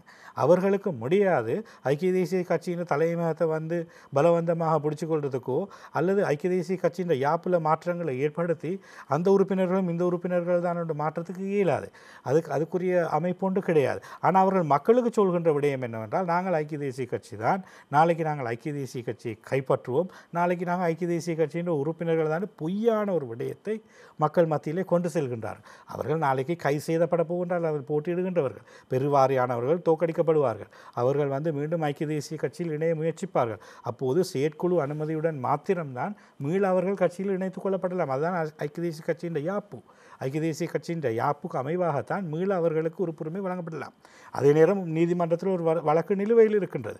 அதனது முடிவுகள் முகத்தோற்ற அளவிலேயே ஒரு வழக்கை வெற்றி கொள்ள முடியாதுங்கிற அளவுக்கு நீதிமன்றம் தீர்மானித்திருக்கின்ற போது அதன் இறுதி தீர்மானம் எவ்வாறாக வரும் என்பதை எங்களால் அனுமானிக்க முடியும். நிகழ்ச்சியை நிறைவு செய்யும் ஒரு நேரம் நெருங்கிவிட்டதால் ரத்னபுரி மாவட்ட மக்களுக்கு நீங்கள் சொல்லப்போகும் செய்தி என்ன? குறிப்பாக நான் சிறுபான்மையின வாக்காளர்களுக்கு சொல்கிற ஒரு விடயம்தான், உங்களோட வாக்குகளை ரைட் ஆனந்தகுமார் இருக்கிறார் தமிழ் வேட்பாளர், நான் இருக்கிறேன் முஸ்லீம் சமூகத்திலிருந்து, சிங்கள சமூகத்திலிருந்து சசித முகாந்திரம் இருக்கிறார் கட்சியின் முதன்மை வேட்பாளர். எங்களுக்கு நீங்கள் வாக்குகளை வழங்குவதன் மூலமாக இம்முறை ரத்னபுரி மாவட்டத்தில் இலக்கப்பட்டிருக்கிற 30 வருட அந்த இடைவெளிக்குரிய உறுப்பினரை தெரிவு செய்வதற்கான பொன்னான ஒரு வாய்ப்பு ரத்னபுரி மாவட்டத்தில் அமைந்திருக்கிறது. ஒரு 16-17 வாக்குகளுக்கு ஒரு பாராளுமன்ற உறுப்பினர் தெரிவு செய்யப்படலாம் ஐக்கிய தேசிய கட்சியிலிருந்து. இதே நேரம் சஜித் அணியிலிருந்து அவ்வாறு தெரிவு செய்ய முடியாது. அங்கு ஏற்கனவே 5-6 பாராளுமன்ற உறுப்பினர்கள் இருக்கிறார்கள். அவர்களையும் தாண்டி சிறுபான்மை உறுப்பினர் வர முடியாது. அவ்வாறு வருவதற்கான வாக்கு வங்கியும் அங்கு இல்லை. ஆகவே ரத்னபுரி மாவட்டத்திலிருந்து சிறுபான்மை மக்கள் புத்தியாக இந்த முறை வாக்களிப்பதன் மூலம் இழந்த ஒரு பிரதிநிதித்துவத்தை தக்க வைத்துக் கொள்ளலாம். ஆமாம், மௌலவி முபாரக் மௌலவி அவர்களே, எங்களை பொறுத்தவரை நாங்கள் தேசிய மட்டத்திலே ஸ்ரீலங்கா பொதுஜன பிரமுனவுக்கு தான் நாங்கள் ஆதரவு பண்ணி கொண்டிருக்கின்றோம். அம்பாறை திகாமண்டல மாவட்டத்தில் தனியாக களமிறங்கியுள்ளோம், புத்தளத்திலே களமிறங்கியுள்ளோம். ஆனாலும் கூட நாங்கள் சொல்லுவது, திகாமண்டல மாவட்டம் முஸ்லீம்களும் புத்தளம் மாவட்ட முஸ்லீம்களும் உலமா கட்சியுடைய விமான சின்னத்துக்கு வாக்களிக்கலாம். அவ்வாறு வாக்களிக்க விரும்பாதவர்களுக்கு நாங்கள் சொல்லுகின்றோம், நீங்கள் ஸ்ரீலங்கா பொதுஜன பிரமுனவுடைய பங்காளி கட்சியான திகாமண்டலிலே போட்டியிடுகின்ற அத்தாவுல்லாவுடைய கட்சிக்கு வாக்களிக்கலாம். அதற்கும் விருப்பம் இல்லாமல் போனால் ஸ்ரீலங்கா பொதுஜன பிரமுனவுக்கு நீங்கள் வாக்களியுங்கள். அதிலே போட்டியிடுகின்ற ஜனாதிபதியுடைய வேட்பாளர் டாக்டர் திலக் ராஜபக்ச என்பவர் போட்டியிடுகின்றார், அவருக்கும் வாக்களிக்கலாம். அதே போன்று ஏனைய மாவட்ட முஸ்லீம்கள் அவர்கள் அந்த மாவட்டங்களிலே போட்டியிடுகின்ற முஸ்லீம்களுக்கு வாக்களிக்கலாம். உதாரணமாக திருவண்ணாமலையிலே, கண்டியிலே, இவ்வாறு வன்னியிலே ஸ்ரீலங்கா பொதுஜன பிரமுனையில் முஸ்லீம்களும் போட்டியிடுகிறார்கள். நாங்கள் முஸ்லீம் தமிழ் சிங்களம் என்று பார்க்காமல் சில உதாரணமாக கொழும்பு மாவட்டத்திலே ஒரு நல்ல சிங்கள அரசியல்வாதிகள் போட்டியிடுகிற பொதுஜன பிரமுனவிலே இவர்கள் மூலம் நாங்கள் காரியம் சாதிக்கலாம். ஏனென்றால் கடந்த காலங்களிலே முஸ்லீம் பாராளுமன்ற உறுப்பினர்கள் வெறுமனே பாராளுமன்றத்திலே தூங்குவவர்களாக தேர்ந்தெடுக்கிறார்கள். ஆகவே செயற்படக்கூடிய நல்ல சிங்கள வேட்பாளர்களை பொதுஜன பிரமுனவிலே நாங்கள் ஆதரவு அளித்து அவருக்கு வாக்களிக்கும் பட்சத்திலே எதிர்காலத்தில் கொழும்பு மாவட்டத்தை மிக அழகாக அபிவிருத்தி செய்ய முடியும் என்பதை நாங்கள் காணலாம். உதாரணமாக நாங்கள் பார்க்கலாம், கொழும்பு மாவட்டத்திலே ஏன் முஸ்லீம்களை வேட்பாளராக போடவில்லை என்பதற்கும் ஒரு சில நியாயங்கள் இருக்கின்றன. காரணம், முஸ்லீம்களை பெரும்பாலானோர் மஹிந்த ராஜபக்ஷ அணிக்கு வாக்களிப்பதில்லை. கடந்த 2015ஆம் ஆண்டு கூட வாக்களிக்கவில்லை. ஆகவே அந்த வாக்குகளை வீணாக்குவதை விட நாங்கள் சிங்கள மக்களை போட்டால் நிச்சயமாக பரவலாக வாக்களிக்கலாம். முஸ்லீம்களும் தமிழரும் கூட இந்த சிங்கள வேட்பாளர்களுக்கு வாக்களித்து அரசாங்கத்தை பலப்படுத்தி அதனூடாக எங்களுடைய பிரச்சனையை தீர்ப்பதற்கு நாங்கள் முயற்சி செய்ய வேண்டும் என்பதை தான் நாங்கள் இந்த இடத்துல சொல்லுகின்றோம். ஆமாம், மிகுந்த வேலைப்பளுவுக்கு மத்தியிலும் தீர்வு நிகழ்ச்சியில் கலந்து கொண்டமைக்காக சட்டத்தரணி ருஷ்டி அபீப் அவர்களுக்கும் முபாரக் மௌலவி அவர்களுக்கும் நன்றியை தெரிவிக்கின்றோம். தயாரிப்பாளர் இளங்கோவன் மற்றும் உதவி தயாரிப்பாளர் தக்ஷநாத் மற்றும் தொழில்நுட்ப கலைஞர்கள் அனைவருக்கும் நன்றி கூடி விடைபெறுகின்றோம். மீண்டும் வெள்ளிக்கிழமை மாலை சந்திப்போம். நன்றி, வணக்கம்.